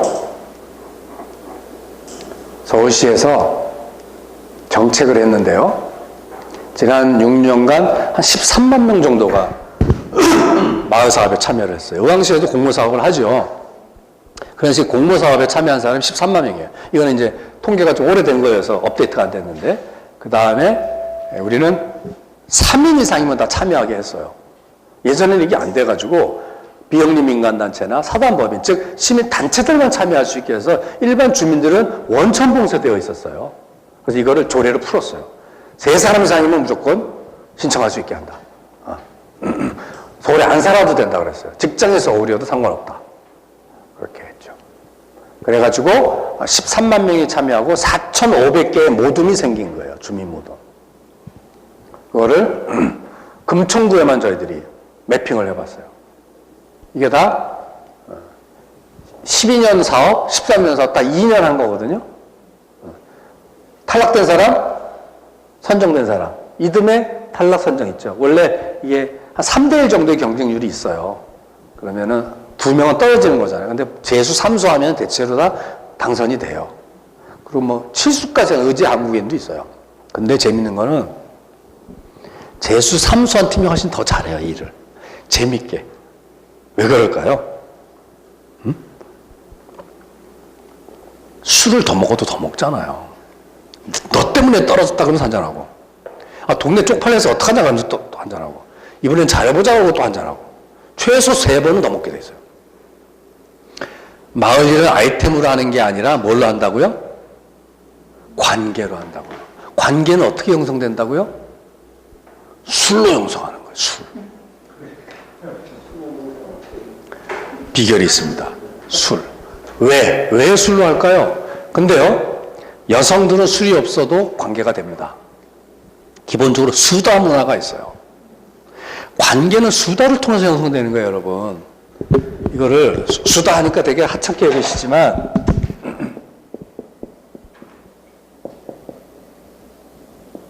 스토리텔링이 바로 수다예요. 언어적 소통 중에서 비교적 공감력이 높고 소통의 성능이 좋은 게 스토리텔링이에요. 그게 바로 수다예요. 수다와 반대되는 거는 회의예요, 회의. 여러분, 회의에서 뭐 결정하려고 그러지 마세요. 딱딱해지고요, 기운만 빠지고 일 안 돼요. 회의가 잘 안 풀린다 그러면 빨리 접어요. 그리고 어떻게 해요? 빨리 술집 가야 돼요. 뒤풀이. 뒤풀이 가서 딱 펼쳐놓으면 회의 때 아무 말도 안 했던 사람이 자꾸 말문이 터져. 방언 터지듯이. 회의 때는 아무 말도 안 한 사람 아이디어가 막 나와. 이게 왜 그런 줄 아세요? 목표가 앞서고 미션이 딱딱하면요, 몸이 굳어요. 왜? 올바른 얘기를 해야 된다는 압박이 있어요. 그리고 정확한 얘기를 해야 되고요. 누구나 동의할 수 있는 이야기를 해야 된다는 부담을 느껴요. 그러니까 말을 가려하게 돼 있어요. 여러분, 창조라는 거요. 창이라는 거는 뭔지 아세요? 지식이 전문적으로 꽉꽉 쌓였다거나 탁 터지는 게 창의가 아니에요. 헛소리를 해도 뻘쭘해지지 않는 관계에서 창의가 나와요. 창의라는 건요, 익숙하지 않은 새로운 생각이에요. 익숙하지 않다는 건 뭐예요? 기존에 했던 방식과는 엉뚱한 그 무엇이에요. 그럼 기존의 방식들이 있으면 절대 차이가 안 나와요. 기존의 방식을 해체시켜야 돼요. 흐트러뜨려야 돼요. 노골노골하게 만들어야 돼요. 그로부터 이탈하게 해야 돼요. 이탈하게 하는 가장 좋은 방법이 뭐라고요? 술이라는 거예요. 술 먹으면요, 아유, 화로불에 역광처럼 들어져요. 긴장도 조금 내려앉아요. 그 다음에 에너지가 쑥 올라와요. 적극적이 돼요. 그래서 툭툭툭 얘기하는 거예요. 그리고 그 자리에서 헛소리를 해도, 에이, 그런 게 어디니라고 안 해요. 그러는 순간요, 창의적 환경이 망가지는 거예요. 야, 그거 괜찮다. 괜찮은데, 원래 마을은 그래서 무슨 문화? 잡범 문화라 그래요. 잘해도 잘했다 그러고 못해도 막 잘했다 그러는 거야, 그냥. 고래도 춤추게 한다며요. 이렇게 헛소리를 해도 뻘쭘하지 않는 분위기가 되어야 거기가 창의가 나오고, 일이 되는 거란 말이에요. 누구나 다 아이디어를 내고 바구니 토론이 가능해지고. 그래서 여성들은 걱정 안 해요. 수다가 일상적인 수다라고 하는 엄청난 높은 수준의 소통 무기를 갖고 있기 때문에. 근데 남자들이 문제예요. 남자들은 무슨 회의하면요, 무슨 안전보장 회의 같은 걸 하는 줄 알아요. 벙커에 들어가서. 그리고 남자들은 무슨 일을 맡기면요, 무지 잘하려고 해요. 무지무지 책임감 강하게 잘하고 싶어 해요. 이게 병이에요. 이게 병이에요. 못하면 어때? 아니 말고지. 이렇게 가볍게 먹어야 창의적인 아이디어가 나오고 여러 사람이 참여할 수 있거든요. 잘해야 되니까 나 같은 저기 끼면 안 되나 봐. 저기 되게 센 사람만 모이나 봐. 이렇게 다 배제하는 거예요. 자기들끼리만 모여가지고 맨날 열심히 하는데, 그리고요, 일이 잘 안 되는 건 절대 소문 안 내. 쪽팔리니까. 그럼 막판에 가서 소문은 어떻게 되는 줄 알아요? 나자빠지는 방송. 남자들 그래서 일이 안 돼요. 여기 계시지만 시키는 일이나 열심히 하세요. 그냥 시키는 일 열심히 하시고, 무거운 거 들으라고 그럴 때 군말하지 말고 바로바로 들고, 여성들이 결론 내면 토달지 말고 제발 좀. 네, 농담이고요. 그래서 마을에서 일이 잘 될 때는 여성과 남성이 섞여 있는 곳이 잘 돼요. 음양의 이치기도 하고요. 즉 여성은 여성의 장점이 있고 남성의 장점이 있고, 일이 더 잘 되는 데는요, 여성 중에 남성적으로 소통하는 분이 한 분 있어야 돼요. 맺고 끊고 잘하는 분 있죠. 그 다음에 남성 중에 여성적 소통하는 분이 한 분 있어야 돼요. 네? 이런 팀이 아주 환상적이에요. 그래서 여성성과 남성성이 적절하게 혼용되어 있을 때 그 팀이 아주 일이 잘 된답니다. 근데 이 얘기 뭐 했지? 네. 그래서 금천구에 이렇게 3인 이상의 참여자가 2년 사이에 340명이 나타난 거예요. 근데 보세요. 엉겨 있는 곳이 나타나죠? 제가 여기를 한번 확대해 볼게요. 5개 팀이 서로 각각인데 연결되어 있어요. 어떻게 연결되어 있어요? 권진현 씨, 소연자 씨, 신민영 씨. 이 세 사람이 이 팀하고 이 팀은 서로 몰라요, 당연히. 아랫집에 누가 사는지도 모르는데 어떻게 알겠어요? 근데 이 사람이 연결하거든. 이 사람이 누구냐고요? 마을 센터가 꼽은 사람이 아니에요. 우리도 몰랐어요. 이 사람들이 신청서 낸 걸 다 매핑해 봤더니 이런 연결망이 탁 나오는 거예요. 깜짝 놀란 거지. 이거를 연결망 이론에서는 저 사람들을 오지라퍼라고 불러요. 오지라퍼. 대체로 마을에서는 여성들이 역할을 해요. 특히 엄마들이 역할을 해요. 왜 그래요? 신랑하고 한 10년 살면 동네 어떤 진상이 와도 이렇게 챙겨주는 소통 능력이 생기기 때문에 그래요. 멀티예요, 멀티. 저 오지라퍼 엄마들이. 그래서 이 엄마들이 각각의 마을 모임들 다 연결하고 다녀요. 귀신같이. 저희들이 금천구에만 이런 연결 현상이 이렇게 나타나는 걸 발견한 거예요. 얼마나 저희들이 기분이 좋았겠어요. 나라가 돈을 좀 지불해도 이게 아래로부터 마을 관계망이 형성될 수도 있겠구나. 처음에 저들이 걱정 많이 했거든요. 관주도의 부작용 때문에. 아, 가능성 있다. 이 사람 실제 사는 집 주소를 다 쳐넣어봤어요. 이런 관계망. 이게요, 되게 밀도가 높죠, 이거는? 네. 이거 아파트 아닌데도 이래요. 아파트가 아닌데도. 단독주택이거든요? 이건 거의 뭐, 아랫마을, 윗마을 같은, 근데 여기 보세요. 이 17명의 오지라퍼들이 다 연결하고 있는 겁니다. 네. 이게 서울시 전역에 이런 현상이 나타나는 걸 발견한 거예요. 야, 이게 마을이지는 않아요. 그러나 이게 조금 더 풍성해지면 마을이 될지도 모르겠다라고 생각한 거예요. 왜? 성미산 마을은요, 20여 가구의 맞벌이 부부로 시작했거든요. 근데 20여 가구 맞벌이 부부들은 훨씬 양도 많고 밀도도 높잖아요. 우리는요, 처음 어린이집 할 때요, 사는 동네가 다 달랐어요. 한꺼번에 이사 올 수가 없어가지고. 전세 기한이 남아있고, 어쩌저해서. 그래서 차로 아이들 등원시키고, 하원시키고, 굳이 애를 썼어요. 근데 여기는 뭐예요? 시작부터 몇십 명이 이렇게 연결되어 있다는 거예요.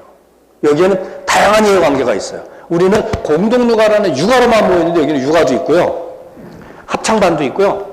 예? 보세요. 다 이슈가 다 달라요. 근데 한 예를 들어볼게요. 요 예만 들어 제가 끝낼게요. 재밌는 예라서. 엄마가 큰애를 좀 키웠어요. 전쟁 치르듯이. 회사 다니면서. 둘째를 어떻게 할까가 고민이에요. 근데요, 둘째를 놓는 순간 회사 때려쳐야 돼요. 육아휴직 2번은 못하겠어요. 못해요. 회사에서 안 먹어줘요. 고민을 해요. 차장 승진 케이스예요. 고민하다가 에이, 내가 둘째를 놓기로 결심합니다. 놨습니다. 둘째 잘 키웁니다. 큰애 키워봤더니. 그 산부인과도 큰애 때 산부인과 그냥 가기 때문에 의사하고도 호흡이 잘 맞고 괜찮아요. 근데 문제는 누구냐? 큰놈이에요. 둘째가 생기니까 어린이집에 안 가려고 그래요. 애착 증세를 보이는 거예요. 시엄마한테는 말도 못 붙이고 참다 친정엄마한테 전화를 해요. 어떻게 큰애 좀 어떻게 해보려고 했더니 친정엄마 귀신같이 하라. 그날따라 어디가 아프다고 그러고 말 올리다가 그냥 삼켜. 이러다가 결심을 해요. 아파트 1층에다 방을 붙여요. 일주일에 하루씩 애들을 품앗이로 같이 기릅시다. 그리고 여기 쪽지 붙여요. 선착순 이렇게 붙여요. 아무도 안 올지도 모르는데. 붙여놨더니 일주일 만에 2가구가 왔어요. 한동 같은 라인에서. 애 또래가 비슷한 거야. 이제 2만 더 채우면 되는 거야. 2만. 안 되는 거야. 그래서 2주가 넘겨도 안 돼. 3주가 돼도 안 돼. 그래서 이 엄마가 신우이한테 전화해요. 옆동에 살거든. 근데 꼴보기 싫어가지고 명절 때만 봐요. 옆동에 사는데도. 근데 울며 그냥 전화한 거지. 저기 우리 이런 거 하는데 안 하겠어? 그랬더니 그 신우이가 뭐라 그래요? 신우이도 싫을 거 아니야. 아, 나는 됐고 내 친구가 이 동네 사니까 걔 소개시켜줄게. 아, 그래, 고마워. 너무 잘 됐다, 야. 네가 안 오니까. 이렇게 해서 5가구가 만들어집니다. 그때부터 월화수목금 하루씩 품앗이를 하는 거예요. 나는 수요일만 하면 돼요. 수요일은 어떻게 친정엄마한테 큰애 좀 봐달라 그래. 그럼 일주일에 하루만 당번 서면은 나머지 4일 큰애는 다 풀이에요. 엄마가 돌아가면서 보니까. 5명의 엄마가요, 나의 필요가 이웃의 필요가 되니까 문제 해결이 되는 거예요. 누가 더 좋아해요? 애들이 더 좋아요. 엄마가 빨주, 노초, 파남보 골고루 있으니까. 이 엄마는 떡볶이도 너무 맛있고 쟤네 집에 가면 장난감도 너무 좋고 골고루 엄마를 경험하니까 아이들이 너무너무 좋아하는 거예요. 합법적으로 친구 집에 놀러가고. 근데 여기서 문제가 생겨요. 아무개 집에서만 애들을 돌본 거야. 그 집이 평수가 크다는 이유로. 누구도 생각을 안 했는데 이 엄마는 고민이었던 거야. 근데 내가 이걸 거절하면 우리가 갈 데가 없는 거지. 내 새끼도 못 챙기는 거지. 나도 연관되어 있으니까. 근데 아시잖아요. 머슴 애들 30분만 지나면 난장판 되는 거. 그냥 냉각선만 알았던 거지. 그러다가 마침 친정에 먼 친척이 유학을 온대. 대학 간다고. 아이고 잘됐다. 그 핑계 대야지. 그리고 가서 사실은 친정에 가까운 조카가 가깝기는 사돈의 8천 한참 먼데 조카가 올라와서 근데 다른 엄마가 그때 미안하다. 우리가 몰랐다. 우리가 알았어야 되는데 당신 힘든 걸 우리 속편한 마음에 미안하다고 공간을 얻자고. 공간은 어디서 생기냐고. 3060이랬는데 그때 누가 나서요? 이 오지라퍼가 나섭니다. 오지라퍼가 딴 모임에 가니까 우리는 합창반이고 우리는 뭐 작은 도서관을 하려고 그러고 우리는 반찬가게를 해보고 싶고 다 공간이 필요하다는 거야. 근데 엄두가 안 나서 못하고 있다는 거예요. 야, 공동 공간을 사용하자. 6개 팀이면은 한 팀당 500만 원만 내면 되는 거 아니야. 그럼 보증금 나오는 거잖아요. 그 다음에 500만 원에 10만 원 월세를 n분의 1을 분담하면은 공동 무료 공간이 나온다. 500이 10으로 떨어지니까 나한테는 100에 2만 원만 월 부담하면은 전용 공간을 쓸 수 있는 생기는 거예요. 여러분, 내 필요가 이웃의 필요가 될 때 해결이 되고 이웃의 필요가 동네의 필요가 될 때 문제 해결의 수준이 높아지는 순간이에요. 그러니까 이제 어떤 일이 벌어져요? 공공공간에 대해서 막 공간 쉐어링을 할 거예요. 예약제가 돼요. 인터넷, 카페를 통해 예약하는데 이게 막 충돌이 생겨. 그 다음에 뒤처리를 잘 안 하고 가. 이제 공동으로 사용할 때 이제 문제가 발생하는 거죠. 아, 누가 관리자가 하나 있어야 되겠다. 마침 단지 내 세탁소 막내 아들이 군대 제대했대. 복학하려면 8개월 남았대. 근데 전공이 체육과래. 잘 됐다. 걔 초대하자. 우리 애들하고 너무너무 우리 애들의 소원이 뭔지 아세요? 동네 엄마들하고 노는 거. 동네 삼촌하고 노는 거. 그렇게 부모도 그렇게 못 놀아줘요. 근데 그렇게 세게 놀아줄 엄마가 필요한 거예요. 잘 된 거지.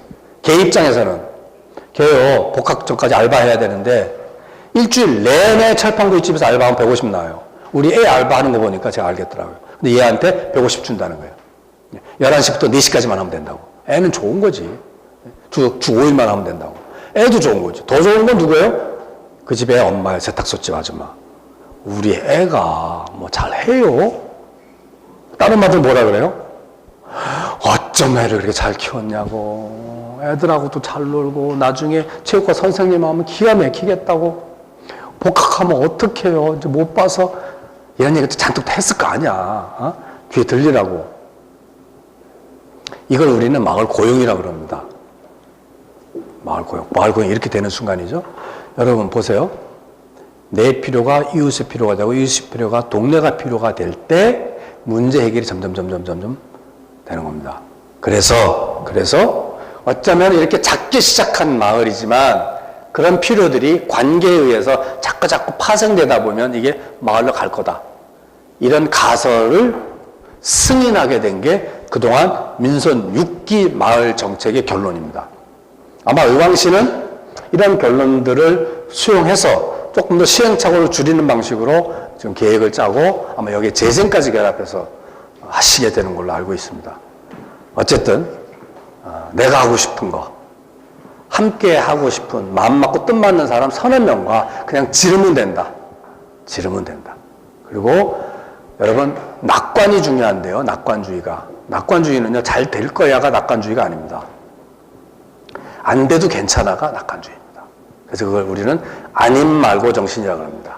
아님 말고지. 안 되면 안 된다라는 이런 너무 커다란 사명감에 짓눌리지 마시고 그냥 아님 말고 정신으로 가볍게 아무거나 하시라. 그러면 성교사마가 20년 걸렸던 거 여기 10년이면 충분히 된다. 제가 보증할 수 있습니다. 네, 끝내겠습니다.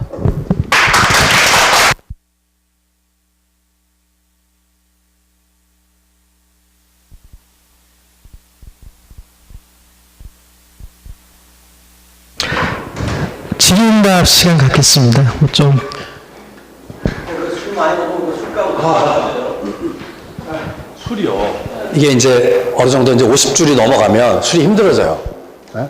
근데 동네에서 먹는 술은요, 진짜 얼마 안 들어요. 제가 또 사업을 해봤지만, 제가 갑을 관계로 먹는 거는요, 몇십만 원, 몇백만 원, 그거 먹고 나면 그 다음날 몸도 찝찝하고 마음도 안 좋고요. 근데 제가 40살에 하면서는 바깥에서 비즈니스 술을 안 먹습니다. 영업을 내가 조금 못하는 한이 있더라도 안 합니다. 동네에서는요, 밤새 술 먹어도요, 말끔해요. 그래봐 2~3만 원이에요. 무조건 술 먹으면 우리 10,000원 빵이거든요. 모인 사람 다 그냥 10,000원씩 내는 거예요. 모자라면 좀 더 내고. 근데, 네, 술이 힘들면 뭘 하시냐면요, 여러분. 이거 꼭 얘기해야 된다. 술이 힘들면 예술을 하십시오. 원래 술과 예술은 원래 한 끗 차이입니다. 술이 뭐예요? 평소답지 않은 모습을 하게 하는 거잖아요. 예술이 뭐예요? 평소답지 않은 모습을 합법적으로 하는 거예요. 이것도 폼나게, 간지나게. 무대에 서잖아요. 어떤 엄마가 무대에 서잖아요. 진짜 까칠했던 엄마 있어요. 뭐 바람이 설설 드는 엄마들 있죠. 무슨 말하면 바로 쏘는 엄마. 진짜 까칠한 엄마. 근데 무대에 올라가니까요. 딱 입고요. 나시 입고, 찢어진 청바지 입고요. 배꼽 티 딱 입고, 락커가 됐는데, 동네 사람이 다 뒤집어졌다. 사진 보여드릴게요. 네?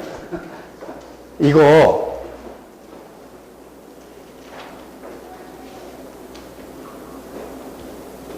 보세요.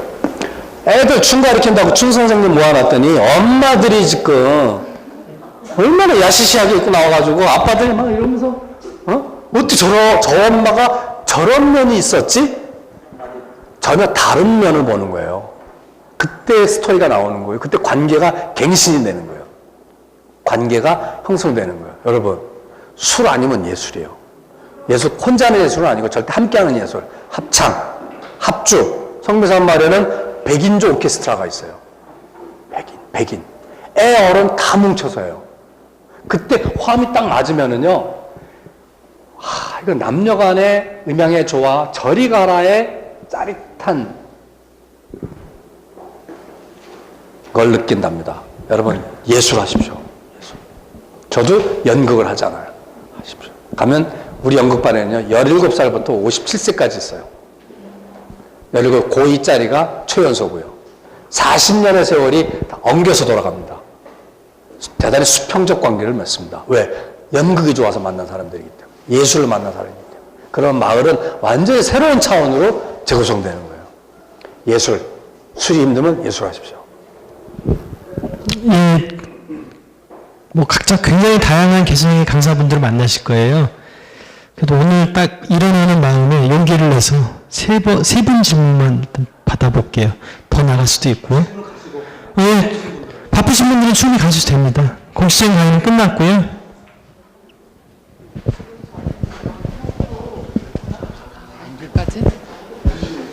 그러니까 마을 일을 하고 있는데요. 근데 때로 좀 그러니까 갈등이 생기는 지점이 어디냐면 저희가 하는 일을 그러니까 지역의 동사무소나 주민자치위원회랑 같이 해요. 근데 그럴 때 저희는 자발적으로 나서서 하는 주민의 역할을 하는데 이렇게 협조가 잘 안 될 때가 있거나 아니면 저의 입장에서는 내가 이분들을 위해서 지금 뭔가 이렇게 얼굴마담? 그러니까 왜냐하면 그분들은 그거로 성과를 내셔야 한다는 게 너무 보여지거든요. 그런 역할을 할 때 갈등이 되게 많이 되더라고요. 내가 어느 지점에서 이걸 그만해야 되고 요청을 하면 요청하는 걸 다 들어줘야 되나. 그리고 그러다 보니까 중간에 끼인 사람의 입장이 돼버리는 거예요.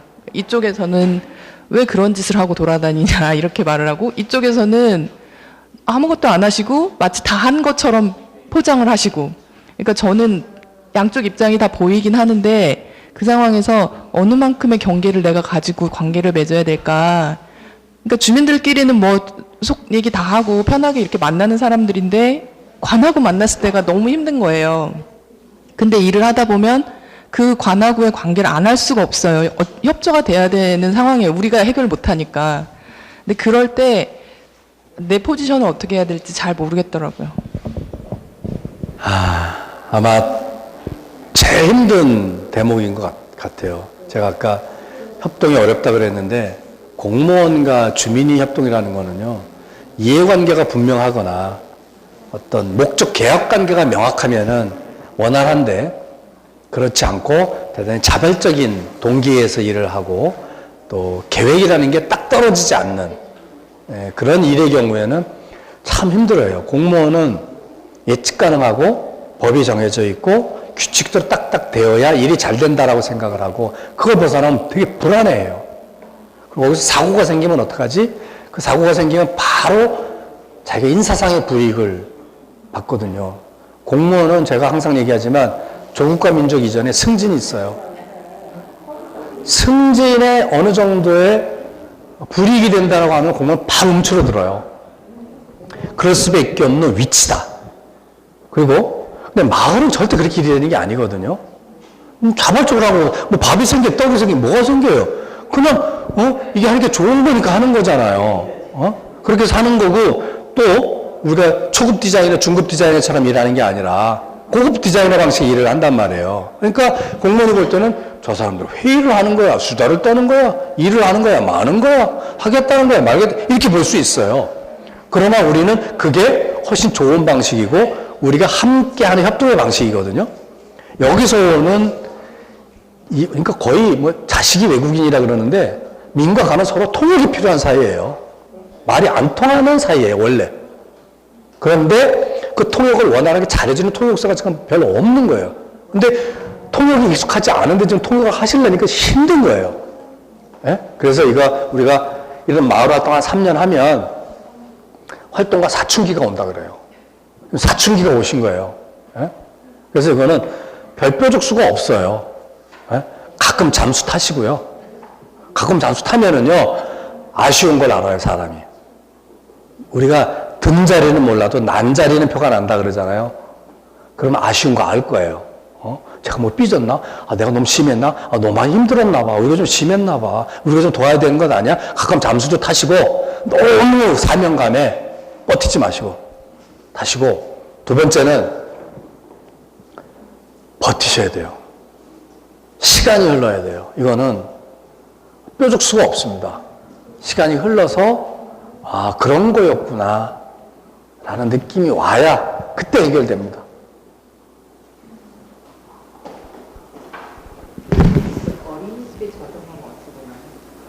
어린이집이요? 어떤 어린이집? 일반? 저희 지금 민간 어린이집인데요. 네. 규모가 좀 커서 아까 말씀하실 때 마을 학교에 대한 부분도 관심이 있었고, 이걸 이제 어린이집이 지금 열린 어린이집에서 어차피 지금 보건복지부 공문에서요, 운영위원회 참가하고 아버님, 어머님 재능 기부 받고 그 적극적으로 참여하실 수 있도록 지금 내려와 있거든요. 그러니까 그게 크게 다르지가 않아요, 지금. 그래서 어떻게 적용을 했을 때 좋은 부분이 있는지. 근데 이제 기존의 어린이집은 주인이 있고요. 그 주인의 학부모라고 하는 약간의 자문적 참여 수준이고, 공동육아는 자문적 참여가 아니라 부모가 곧 운영자거든요. 부모가 설립자이기 때문에 부모가 주인이에요. 그래서 일단 개념이 다르다. 그래서 부모의 참여를 얘기하지만 약간의 조언과 자문과 의견을 내는 정도의 이상을 요구할 때는 운영 원장님이라든지 그 운영하시는 분들이 이제 딱 칠 거예요. 그게 보통의 거거든요. 그래서 그거를 넘어서기는 쉽지 않을 거다.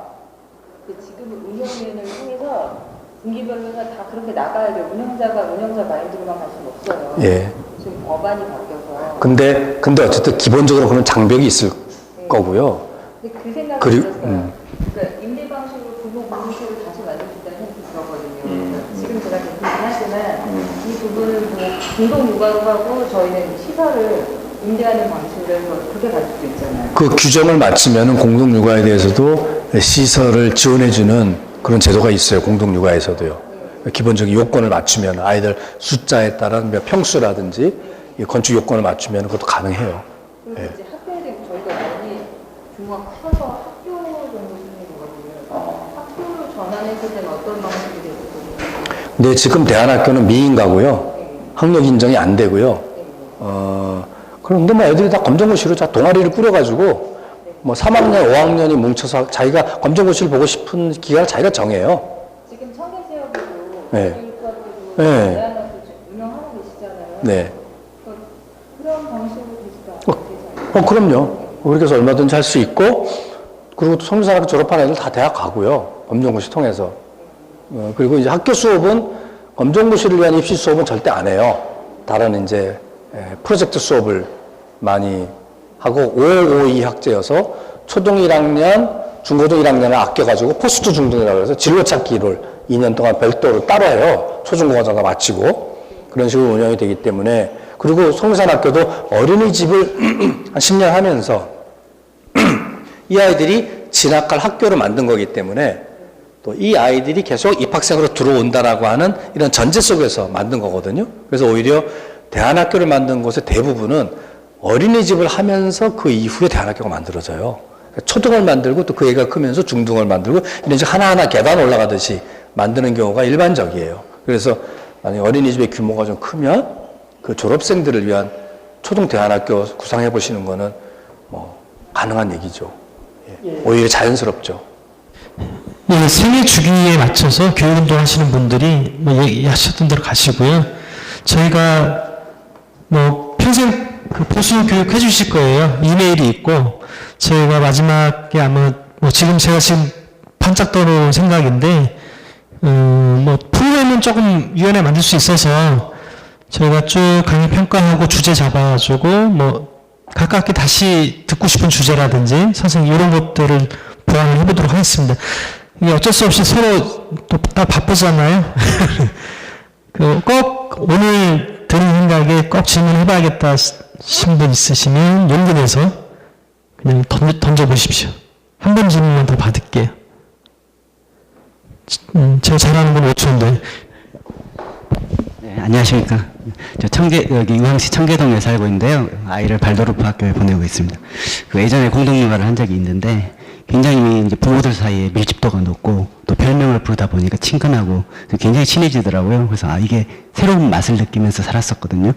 근데 이제 이쪽으로 이제 이사를 와서 생활을 해보니까 많이 달라요. 부모들 간에 많이 만나긴 하지만 예전처럼 그렇게 모여서 운영을 하는 건 아니기 때문에 느낌도 많이 다르고 밀집도도 많이 다르더라고요. 그래서 어떤 일들을 할 때 저는 성기산이 공동육아가 했던 분들의 그 어떤 단합된 공유된 어떤 그게 밀착된 어떤 관계, 그게 큰 힘을 했을 것 같은데 여기 와서 이제 제가 살아보니까 그런 게 좀 공동육아를 했던 분들의 어떤 그런 느낌? 그런 게 없더라고요. 네, 그래서 그런 차이가 어떤 사업을 할 때 좀 어떤 차이를 만들어내지 않을까 하는 생각이 들어요. 혹시 또 다른 것들 여러 군데 경험을 많이 하셨을 것 같은데, 뭐 그게 별 상관은 없을까요?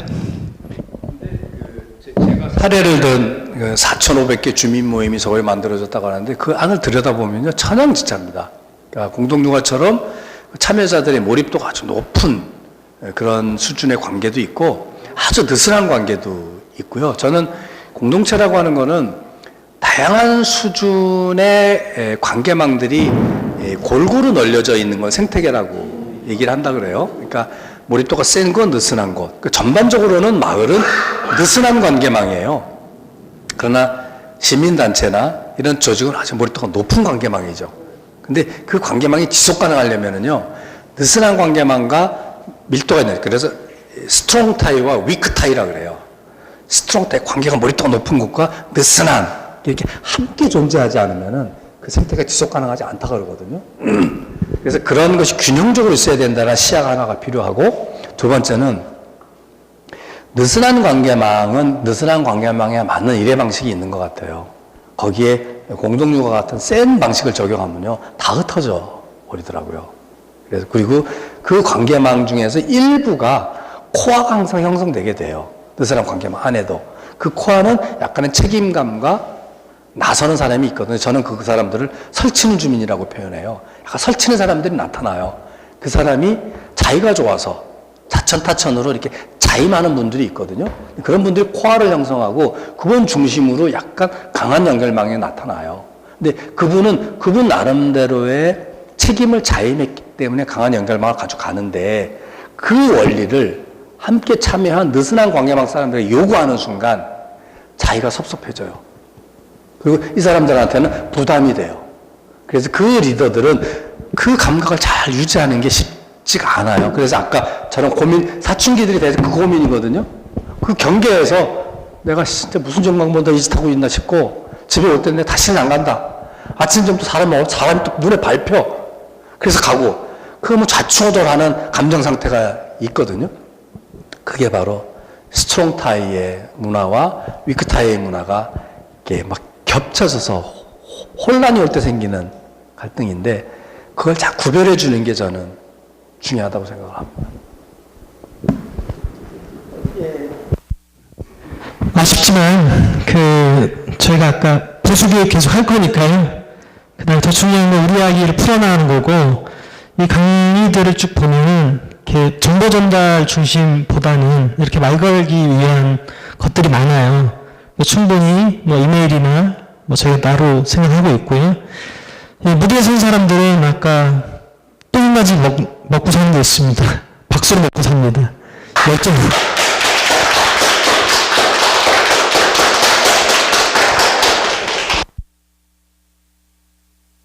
충분히 마음 전달됐고요. 또 강의 강사님이시고 아까 모두에 말씀하셨지만은 자기만의 약간 지식과 철학을 막 읊고 깜짝이야 이렇게 약간 유머를 섞어이러면서 정말 귀에 와닿는 말씀 정말 예, 장단이 있을 거고요. 저희가 강의 설계 때 꼭 이렇게 소통하는 시간을 꼭 설계하도록 하겠습니다. 그리고 이게 하나 모여서 제가 뭐 말씀드렸지만 동네 이야기를 한번 쭉 할 거예요. 그때 좀 더 활발해지려면 지금 서로 많이 알아두셔야 돼요. 서로 바쁘시지만 꼭 중간중간 서로 알아가는 과정들